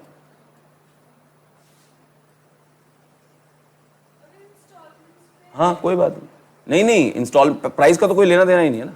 मैं एक एग्जांपल बताऊँ, इसको ऐसे समझो, इसको ऐसे समझो, समझो आईफोन सबको पता है, OnePlus 6 जो ये आते हैं, OnePlus 7 ये दूसरा जो फोन है जो डिमांड में रहते हैं बेसिकली, मैं इसकी बात कर रहा हूँ। जब भी किसी नए मोबाइल फोन की लॉन्च होती है, लॉन्चिंग होती है ना, आईफोन की हर साल लॉन्च होता है। अभी इस टाइम आईफोन 10 चल रहा है, और यस और नो? मान लेते हैं आईफोन 11 की बात करते हैं, एक एग्जांपल दे रहा हूँ, नवंबर में, नॉर्मली ये इसी टाइम पे आता है, नवंबर दिसंबर जो भी होता है। तो कोई भी नई चीज जब आती है, ठीक है, तो उसकी बुकिंग स्टार्ट हो जाती है। उसकी क्या स्टार्ट हो जाती है? बुकिंग। तो जब बुकिंग स्टार्ट हो रही है, इसका मतलब जो सेलर है वो हमारा एक मोबाइल बुक कर लिया और बदले में हमने उन्हें 2000 5000 जो भी उनका मिनिमम अमाउंट था बुकिंग का हमने दे दिया, सिर्फ इतना। ये बताओ सेल है या अग्रीमेंट टू सेल है? Agreement to sale. इसका मतलब ये अग्रीमेंट टू सेल है। क्या हमारे पास ऑनरशिप आ गई है? नहीं आई। कब आएगी? जब वो कहेगा भाई आके अपना मोबाइल ले जा। रियल लाइफ में तो ऐसी होगा ना, यस और नो? ठीक है, तो हम आ गए, उसने हमारे नाम पे बिल काट दिया, द मोमेंट उसने हमारे नाम पे बिल काटा, इसका मतलब क्या हो गया? ऑनरशिप ट्रांसफर हो गई। जनरली वो पोजेशन भी, अब समझो, जनरली साथ में वो हमें मोबाइल भी दे देता है। अब मोबाइल दे दिया, अब आईफोन 11 की बात करते हैं, मान लेते हैं सर लेट्स से वो 1.5 लाख रुपए का आ रहा है। अब पेमेंट के दो तरीके होंगे, या तो हम 1.5 लाख इमीडिएटली दे देंगे चेक काट के, या हम बोलेंगे इंस्टॉलमेंट बना दो, फाइनेंस करा दो। दोनों ही केस में है तो सेल ही। अब अग्रीमेंट टू सेल किस में कन्वर्ट हो गया? सेल में। ये एक पहला पॉइंट है। दूसरा पॉइंट, हम किसी शॉप पे गए, हमने बोला आईफोन 10 दे दो, उसके पास अवेलेबल था, उसके पास अवेलेबल, उसने हमारे नाम पे बिल काट दिया, हमसे पैसे ले लिया, हमें दे दिया। अब क्या हो गया? सेल हो गया। और पूछो। वो तो फैक्ट्स बड़े ध्यान से पढ़ने होते हैं। हम कुछ भी सोच ले, अब जैसे बुकिंग वाला है, अग्रीमेंट टू सेल हुआ, अब उसने हमें बुलाया, हमें बोला जी आज आपके नाम पे बिल काट देता हूं। हमने कहा जी ठीक है जी, ठीक है। तो उसने आपको बोला कि बिल आज काट रहा हूं, लेकिन है ना मोबाइल कल डिलीवर कराऊंगा आपको, यस और नो? ओ यस और नो? तो उस केस में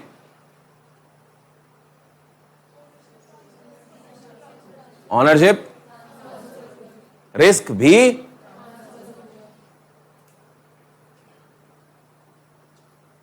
अब कल डिलीवर कराएगा, रियल लाइफ की बात कर रहे हैं, कल डिलीवर कराएगा, और कल डिलीवर कराएगा, रास्ते में जो डिलीवरी मैन है उससे वो मोबाइल गिर गया, टूट गया, who will bear the loss? Seller, because उसकी गलती से हुआ। सर उसकी थोड़ी ना, उस लड़के की हुआ है। प्रिंसिपल एजेंट रिलेशनशिप पढ़ा था ना, एजेंट के हर काम के लिए कौन रिस्पॉन्सिबल होता है?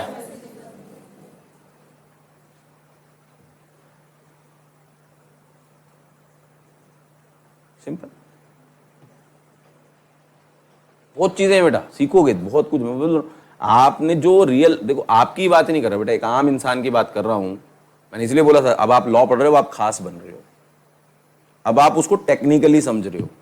अभी तक हमने लेमैन की तरह बस चल रही है जिंदगी, चल रही है, मैक्सिमम की ऐसी चलती है। लोगों को पता ही नहीं है, लोगों को क्या, अच्छे पढ़े लिखों को नहीं पता। अभी मैं आऊंगा और डिफरेंस में तो हम बात करेंगे, लेकिन आप तो अब लॉ पढ़ रहे हो ना बेटा, तो आपको पता होना चाहिए, ये चीज समझना बहुत जरूरी है। ठीक है जी। और किसी को कोई दिमाग में शिनचैन कुछ दिमाग में चल रहा हो, तेरे ऊल जुलूल बातें जो दुनिया में देख रखी होती हैं, पूछ ले। मन में मत मार कि सर ने मेरे को डांटा बेटा, तेरे अब जिंदगी में कभी भूलेगी नहीं तू आंसर, देख लियो पक्की बात। मैं किसी को डांट रहा हूं ना तो जान के फोकस करने के लिए डांट रहा हूं। मैंने डांटा थोड़ी ना, तो डांटा था मैंने नहीं ना, फिर ठीक। मैं तो मेरे को डांटना आता ही नहीं, मैंने कभी डांटा है? कभी डांटता नहीं मुझे। मैं तो प्यार प्यार में जो समझा देता हूँ समझ जाएगा। हाँ बेटा तू बता। हाँ, सब्जेक्ट टू द अप्रूवल है। मैं वही तो कह रहा हूँ, सब्जेक्ट टू द अप्रूवल, क्योंकि कहीं ना कहीं बैंक फाइनेंस में आया होगा, ठीक है, तो बैंक की अप्रूवल लोगे, उससे एनओसी लोगे, वो तो सारे प्रोसेस है ना। एनओसी लेना पड़ेगा कि भैया अब मैं अब इंस्टॉलमेंट नहीं दूंगा, ये बंदा इंस्टॉलमेंट देगा, फिर उसका बैंक फाइनेंस चेक करेगा कि वेदर उसके पास औकात भी है या नहीं है, तो आगे की प्रोसेसिंग होगी ना। हाँ, तो रिस्ट्रिक्टेड ऑनरशिप ही आती है रिस्ट्रिक्टेड ऑनरशिप है। गाड़ी जब आप इंस्टॉलमेंट्स पे लेते हो, रिस्ट्रिक्टेड ऑनरशिप आती है। आप ऐसे मुंह उठा के थोड़ी ना कर सकते हो। आपको और जो पार्टीज इन्वॉल्व है पेमेंट की, तुम्हारे फेस पे उसने लोन दिया है, ठीक है, तुम किसी भिखारी को दे दो, बेच दो, तो क्या ऑनरशिप ट्रांसफर कर सकता है तू? नहीं, तुझे बैंक की पहले अप्रूवल, वो भिखारी की कैपेबिलिटी होनी चाहिए कि वो लोन देगा। जो प्रोसेस तेरे साथ शुरू में किया था वही सारा प्रोसेस उसके साथ करेगा। तेरी भैया बैंक स्टेटमेंट मंगाई होगी तो सेम, वो तो सब कुछ सकता है, लेकिन जितनी पार्टीज का इंटरेस्ट इन्वॉल्व होगा सबकी क्या लेनी पड़ेगी? अप्रूवल लेनी। लॉ तो सीधी बातें कहता है भाई। वो एक बात बता सीधी, तूने किसी को लोन दिया, तूने अपने दोस्त को लोन दिया, ठीक है, तू किससे रिकवर करेगा? उसी से रिकवर करेगा ना। लेकिन वो कहता किसी एक्स के पास चला जा लेने, तू क्या बोलेगा? तू क्या नहीं, तू देखेगा नहीं, पहले तो तू क्या बोलेगा? भैया मैं तो तेरे को जानता हूं, ठीक है। वो कहता नहीं जी वो भी अच्छा है, भाई प्रूफ दिखा। प्रूफ दिखाएगा, वो कर देगा। तेरे क्या, तेरे को पैसा चाहिए, उससे चाहिए, साइकिल है, बिल्कुल हो सकता है। ये मन गढ़ंत बातें हैं, मैं बता तो रहा हूं। ये पता नहीं है बच्चों को, क्या लोगों को नहीं पता कि नहीं हो सकता। किसने कह दिया नहीं हो? हाँ, बैंक ने अगर सर हमने तो देखा था नहीं हुआ, नहीं क्यों नहीं हुआ होगा? बैंक ने अप्रूवल नहीं दी होगी, एनओसी नहीं दिए होंगे, नो ऑब्जेक्शन सर्टिफिकेट, क्यों नहीं होगा? लोग इतना करते हैं, लोग तो गाड़ियों में बहुत करते हैं, 2-2 साल की चलाते हैं गाड़ियां, बेच देते हैं, बेचते ही हैं। शौक के होते हैं लोग, वो अपना पैसा थोड़ा ना लगाते हैं, वो फाइनेंस कराते हैं। वो जिसको बेचते हैं, वो जो खरीदता है वो बंदा भी वर्थवाइल होता है।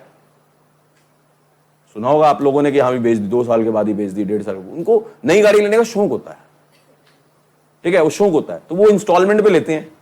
जितनी इंस्टॉलमेंट उन्होंने भर दी, बाकी की इंस्टॉलमेंट किसी और से करवा देते हैं जिसने लेनी होती है। उसमें क्या है, सब होता है। बैंकिंग ट्रांजैक्शन, बैंकिंग चली इसी पर ही है। ऐसा थोड़ा ना, अगर ऐसे अच्छा बैंक भी रिस्ट्रिक्ट कर देंगे तो बैंक का काम कैसे चलेगा, है ना? अच्छी समझो, सारे बंदे डिफॉल्टर ही हो जाएंगे फिर तो। बहुत चीजें हैं बेटा सीखने के लिए, बट पहले ये बताओ, sale and agreement to sale absorb होता है? बहुत सारी आई होप सो नई बातें सीखी होंगी हमने। अभी हम कंटिन्यू कर रहे हैं थोड़ा सा और, क्योंकि केडिया सर बोल रहे थे थोड़ा सा और खींच लियो क्लास, तो ब्रेक नहीं कर रहा मैं, इसी लॉ को ही कंटिन्यू कर रहा हूं। एक मोशन बना हुआ है, एक मूवमेंट बना हुआ है, वो वाला मोशन नहीं, है ना? हाँ जी, तो पहला डिफरेंस हमारा कंप्लीट हो गया, sale and agreement to sale का। आई होप सो लर्न भी हो गया होगा, ठीक है, हमने बहुत बार रिपीट कर दिया। सेकेंड डिफरेंस, नेक्स्ट डिफरेंस है sale and contract for work and labour. यहां पे तो और भावनाएं आएंगी।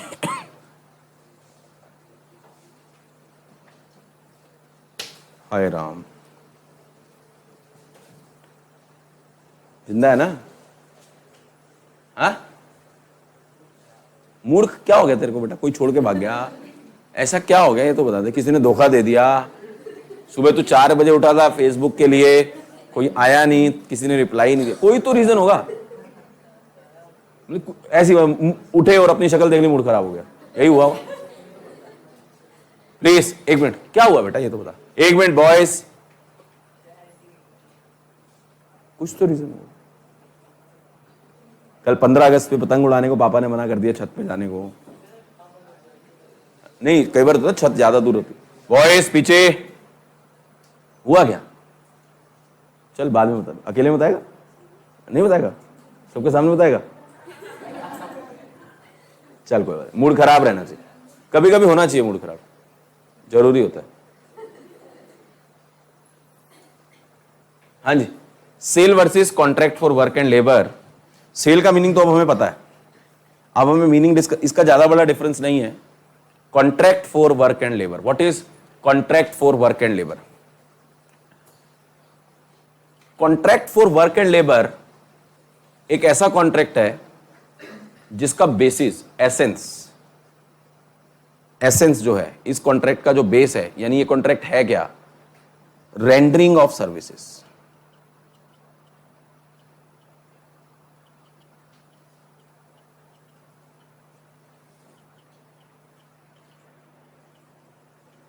And skills, rendering of service and skill.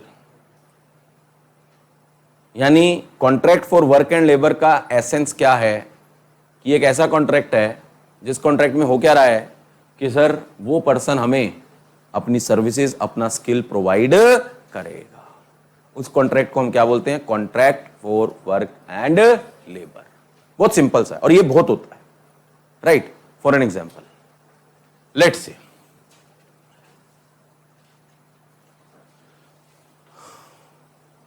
युशिका, इसने अपनी मम्मी को जिद की, मम्मी मम्मी अब मैं बड़ी हो गई हूं। मम्मी कह रही है मुझे भी पता है बड़ी हो गई है, तो मम्मी मम्मी मुझे ना एक गोल्ड चेन दिलवा दो। ये स्पेलिंग होती है ना बेटा तेरे? ठीक है, मम्मी मम्मी मुझे गोल्ड चेन दिलवा दो। ठीक है सर। मम्मी ने कहा ठीक है, आने दे पापा को, बात करते हैं। तो जी पापा से बात हुई तो मम्मी ने कहा चलो ठीक है। युशिका मम्मी ने कहा कि चलो कल ज्वेलर की शॉप पे चलेंगे और तुम्हारे लिए गोल्ड चेन तुम्हें दिलवाते हैं।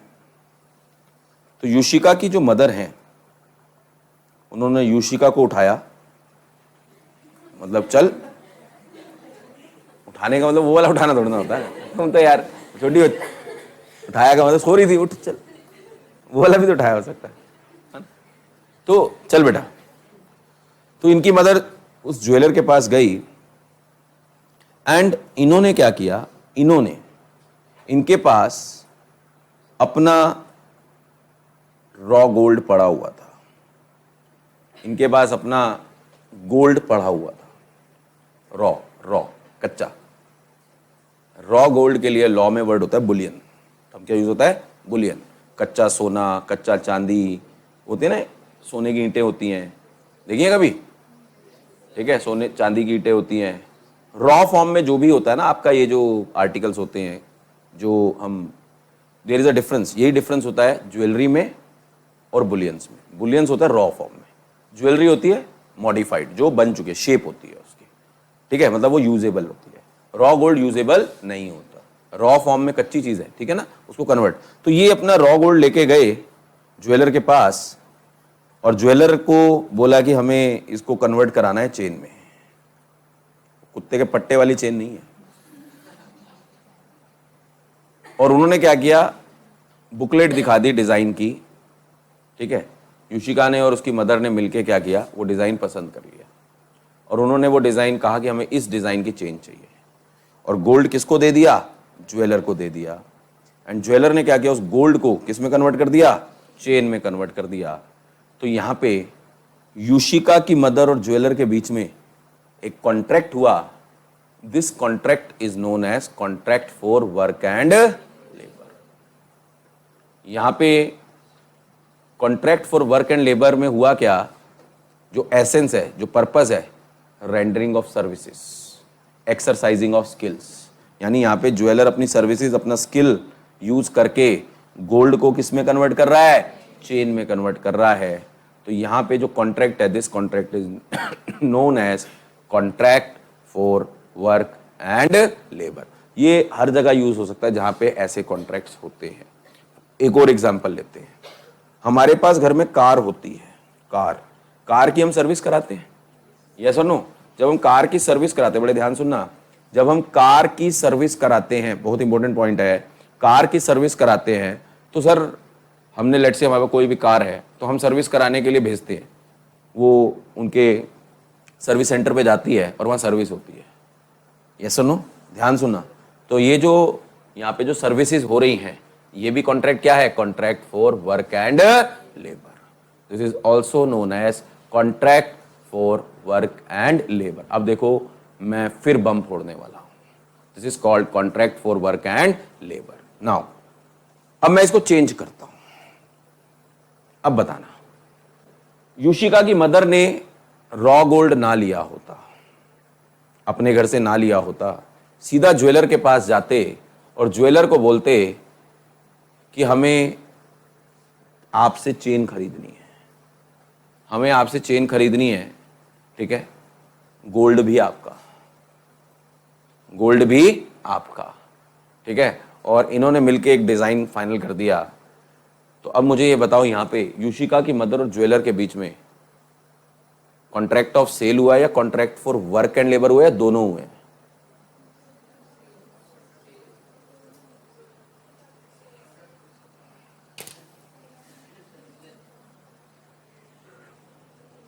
Dhing luck luck Dhing Dhing, law है।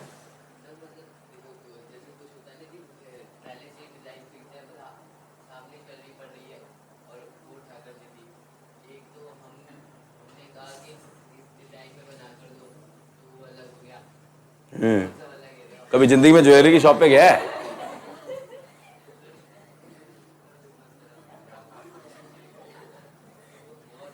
भाई साहब एक बात बताओ, ज्वेलरी की शॉप पे अगर जाओ, अनलेस अनटिल बहुत बड़े ज्वेलर्स ना हो, इतने डिजाइन कोई भी बना के नहीं रखता। हमेशा वो डिजाइन की बुकलेट देते हैं, इवन बड़े ज्वेलर्स भी, क्योंकि आप कितने वेट की गोल्ड चेन लेना चाहते हो वो पता लगे। अगर वो डिजाइन बने हुए पड़े हुए हैं, ठीक है, तो उसमें से खरीद सकते हो। लेकिन क्या ऐसा जरूरी है? नहीं, ऑर्डर पे बनते हैं ना, मेन तो ऑर्डर पे ही बनते हैं। क्यों? डिजाइन आपने मैंने अपनी फ्रेंड का देखा था, वो वाला डिजाइन चाहिए, वो है ही नहीं उसके फ्रेंड का, तो डिजाइन आप दिखाओगे ना। इसका मतलब आपने वहां पे क्या परचेस किया है? गोल्ड परचेस किया है। रेस तो सर यहां पे ऑब्वियसली गोल्ड किस फॉर्म में चाह रहे हो आप? चेन की फॉर्म में। पैसे गोल्ड के दे रहे हो, चेन के दे रहे हो? चेन के। इसका मतलब this is a contract of sale. Main क्या हो रहा है? सेल ही तो हो रही है। पहले वाले केस में सेल क्यों नहीं थी? क्योंकि गोल्ड हमारा खुद का था। पॉइंट समझ आ रहा है? इस पे भी अब देखो, जैसे ये कार सर्विसिंग का था, भाई कार सर्विस पे गई, ध्यान से, सर्विस पे पता चला कि कार की एक बम्पर लाइट टूटी हुई है। हमने कहा वो भी लगा देना। लगा देना का मतलब उसके पास होगी ना, इसका मतलब हमने वो बम्पर लाइट क्या करी है? खरीदी है। साथ में वो क्या करेगा? उसको लगा के भी देगा, ये तो उसकी ड्यूटी है ना। तो इसका मतलब सेल है contract for work and labour या दोनों? सेल। सेल दोनों नहीं है, मेन चीज क्या है? सेल। Please, sale. ये चीज आपको ध्यान रखनी है कि हो क्या रहा है, एसेंस चेक करना है। मार्केट में हम कहीं पे भी जाते हैं, कहीं पे भी हम जाते हैं, ध्यान से सुना, लेट से वॉच ही है, वॉच है, वॉच में सेल खत्म हो जाता है, होता है नहीं? वॉच में सेल चेंज कराना है, तो हम उधर जाते हैं उस शॉप पे और हम बोलते हैं सेल चेंज कर दो। वो हमसे लेता है, अपना सेल निकालता है, ठीक है, और वो क्या कहेगा? ये लो, ले जाओ, लगा लेना। लगा के तो देगा ही, इंप्लाइड है। इसका मतलब यहां पे हमने सेल खरीदा है, contract for work and labour हुआ है? सेल खरीदा है, इसका मतलब कॉन्ट्रैक्ट ऑफ सेल है। लेकिन अगर सेल हम खुद लेके जाते और उसे बोलते भैया इसमें चेंज कर दे, तो क्या होता? Contract for work and, that is the difference.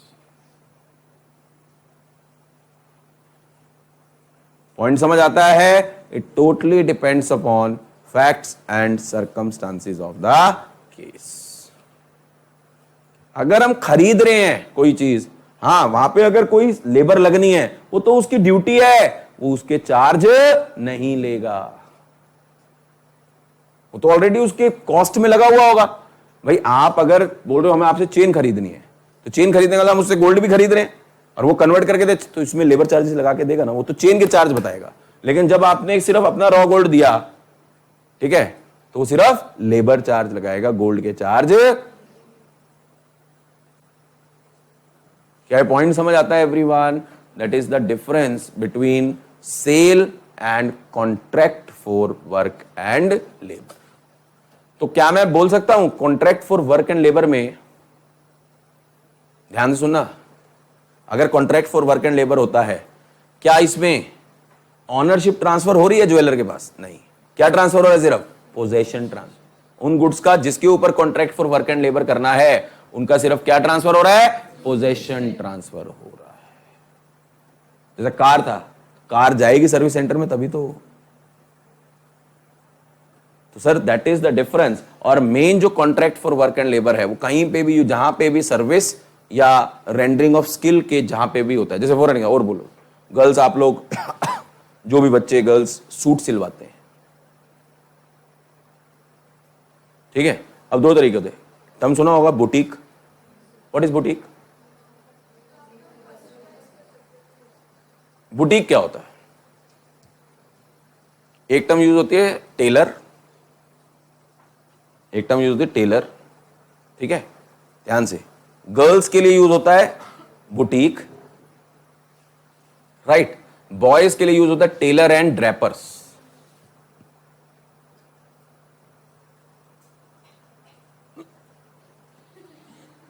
जो का हो गया सर, इन वर्ड्स के मीनिंग है।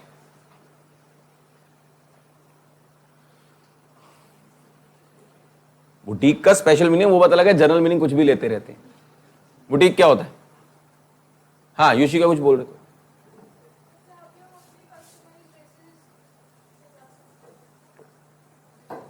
सिलवाते तो कस्टमाइज ही है बेटा, सिलवाने का मतलब कस्टमाइज ही है। कस्टमाइज का मतलब क्या होता है? What is customise? अपने अकॉर्डिंगली। कस्टमाइज का मतलब होता है अपने अकॉर्डिंग, तो सिलवाते तो हम अपने अकॉर्डिंगली, हमारा ही साइज लिया जाएगा।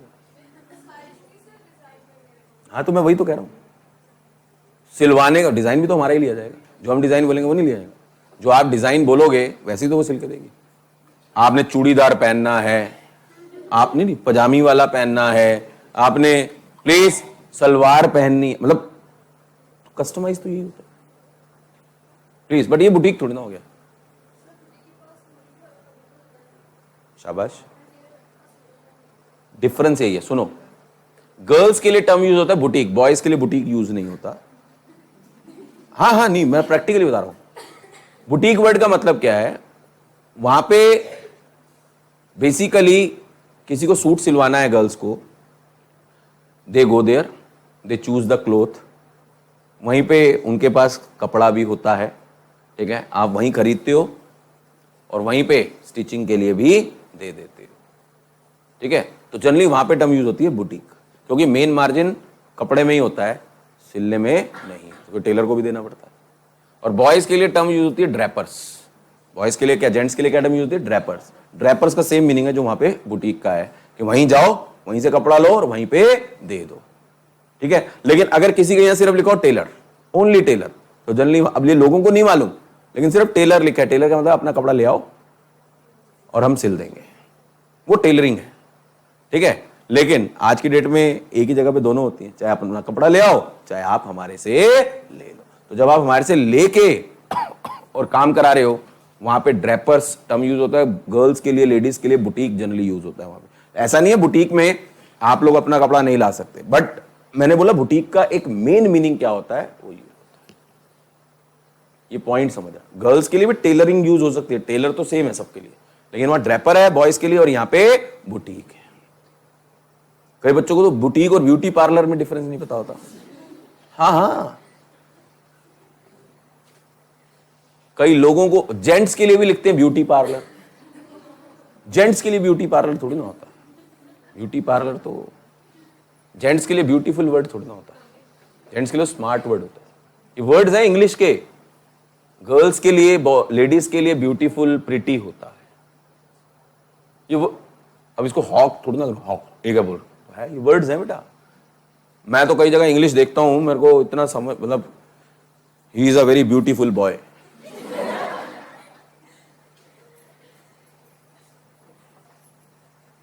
हाँ तुम देख लेना कई जगह गर्ल्स में आपस में ना अपने फ्रेंड को, you are looking very smart today. Smart, smart word नहीं होता बेसिकली, ठीक है। अब जैसे बहुत वर्ड हैं, अभी मैस्कुलिन फेमिनिन आप लोगों ने पढ़ा होगा। जैसे नॉर्मली होता है ना एक्टर, एक्टर का अपोजिट क्या होता है? लेकिन होता एक्टर ही है, actor actor he. Amitabh Bachchan is an actor, Kareena Kapoor is also an, वो एक्ट्रेस नहीं है। नहीं है का मतलब इंग्लिश में वर्ड एक्टर ही यूज होता है। हीरो हीरोइन तो नॉर्मल वर्ड होता है, हीरो हीरोइन, ठीक है सर, इसका मतलब वो भी हीरो नहीं, एक्टर की बात, ये वर्ड्स है। तो इंग्लिश वही वाली चीजें हैं, ये सीखना है ये, क्योंकि ड्राफ्टिंग जब आप करोगे ना लॉ की, तो ये बहुत मैटर करती हैं आप लोगों के लिए। इसीलिए तो आपका जो 4th पेपर है ना एथिक्स कम्युनिकेशन वाला, वो आपको पढ़ाया जा रहा है। मेरा तो मानना है कि ये फाउंडेशन में ना होगा ना, एग्जीक्यूटिव प्रोफेशनल में होना चाहिए, क्योंकि फाउंडेशन की बातें कहाँ प्रोफेशनल तक याद रहेंगी, भूल जाएंगे। ये तो पता नहीं होता कल खाना क्या खाया था, है ना।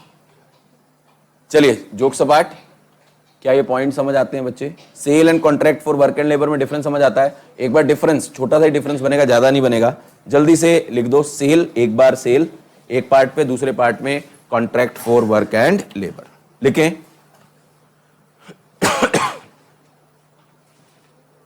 फर्स्ट पॉइंट लिखो बेटा,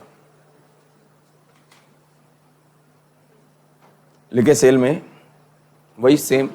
इन case of sale, ownership is transferred from seller to buyer. Sorry. In case of sale, ownership is transferred from seller to buyer.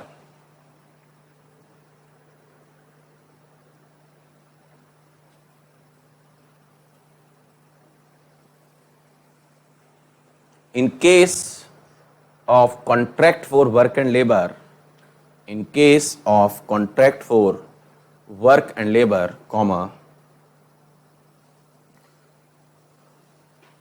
rendering of service and exercising of skill, rendering of service and exercise of skill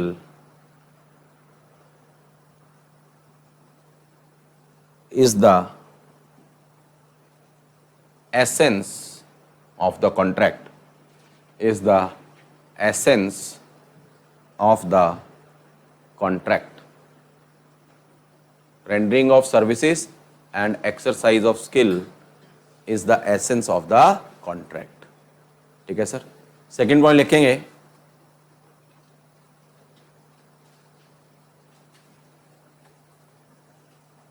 in case of sale, comma, ownership and possession both are transferred. In case of sale, ownership and possession both are transferred.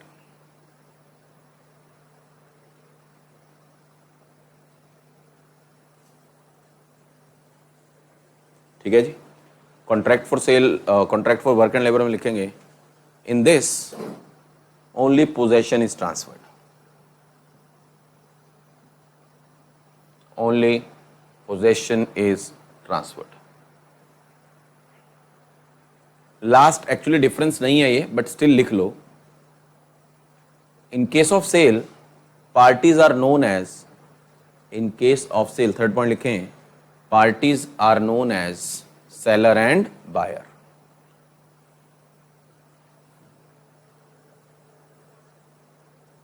Parties are known as seller and buyer. Contract for work and labour में लिखेंगे, it is not the case. It is not the case का मतलब क्या हुआ कि यहां पे seller and buyer term use नहीं होता। क्या टर्म यूज होगा? डिपेंड करेगा, क्योंकि वहां तो स्पेसिफिक पार्टीज होंगे, उनके नाम होंगे। यहां पे लेकिन सेलर बायर टर्म यूज नहीं होगा। Is this point clear to everyone? Right. अच्छा, जरा एक एग्जाम्पल से और डिस्कस कर लेते हैं, फटाफट से एक एग्जाम्पल और डिस्कस करते हैं। एग्जाम्पल क्या सुना? डेंटिस्ट का नाम सुना? चलो डेंटिस्ट को बाद में लाते हैं। लेट्स से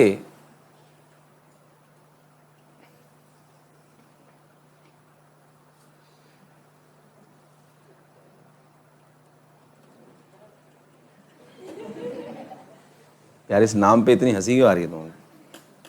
नाम इतना अच्छा नाम है, नकुल। Who is Nakul? यहां नहीं पूछ रहा, वैसे who is Nakul? Self seller? Nakul कौन? नकुल का 5 पांडव में ना 4th ब्रदर का नाम है। लो बताओ, तुम्हें ये भी नहीं पता? भाई तेरे से तो पूछा ही नहीं मैंने, तू तो खुद ही है वो। चलिए, नकुल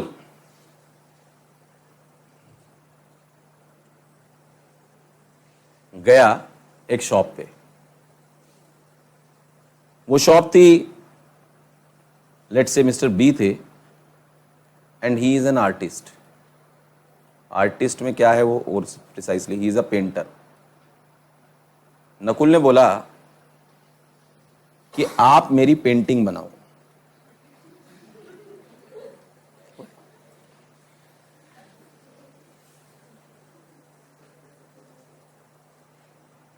इधर देख के भाई, तेरी पेंटिंग बननी है, ध्यान इधर दे। पेंटिंग का सारा सामान will be provided by me. Canvas, brush, colours, सब कुछ मैं आपको दूंगा। बी ने उस सामान को यूज करके नकुल की पेंटिंग बना दी। तो मुझे बताओ, ये नकुल और बी के बीच में जो कॉन्ट्रैक्ट है, कॉन्ट्रैक्ट ऑफ सेल है या वर्क एंड लेबर? सिंपल। लेकिन अगर ये सामान सारा बी खुद का यूज करता तो कॉन्ट्रैक्ट फॉर। क्लियर है पॉइंट सबको? एवरीवन। ऐसी डेंटिस्ट के पास अगर गए और डेंटिस्ट के पास बोला कि हमारा जो ओल्ड एजिड लोग होते हैं, डेंचर कहते हैं ना, डेंचर चेंज करना है, ठीक है, सामान सारा हम आपको प्रोवाइड करेंगे। डेंटिस्ट ने कहा ओके, तो क्या है, contract for work and labour. लेकिन अगर सारा मटेरियल किसका है, डेंटिस्ट का ही है, जो प्रैक्टिकली ऐसा ही होता है, फिट तो वो करके देगा ही, देखो ना, हाथ में दे देगा, ले जाओ, ठीक है, हंस रहे नालायक। क्लियर? तो यहां पे फिर क्या हो जाएगा, contract for, contract of sale होगा, ठीक है। So that is the difference between sale and contract for work and labour. Any doubt up to this point you can ask. और क्लियर है ना लायक हो एवरीवन? कोई समस्या, कोई परेशानी पूछना चाहें पूछ सकते हैं। क्लियर? तो ये दो डिफरेंस हमारे कंप्लीट हो गए हैं। नेक्स्ट क्लास में हम आगे कंटिन्यू करेंगे। आज क्योंकि आपकी अकाउंट्स की क्लास हमें नहीं करनी है, तो सर घर जा सकते हैं, अपने घर ही जाना और कहीं मत जाना। कल मिलते हैं, हमें इकोनॉमिक्स में आगे कंटिन्यू करना है, कल इकोनॉमिक्स की क्लास में मिलते हैं। Thank you very much.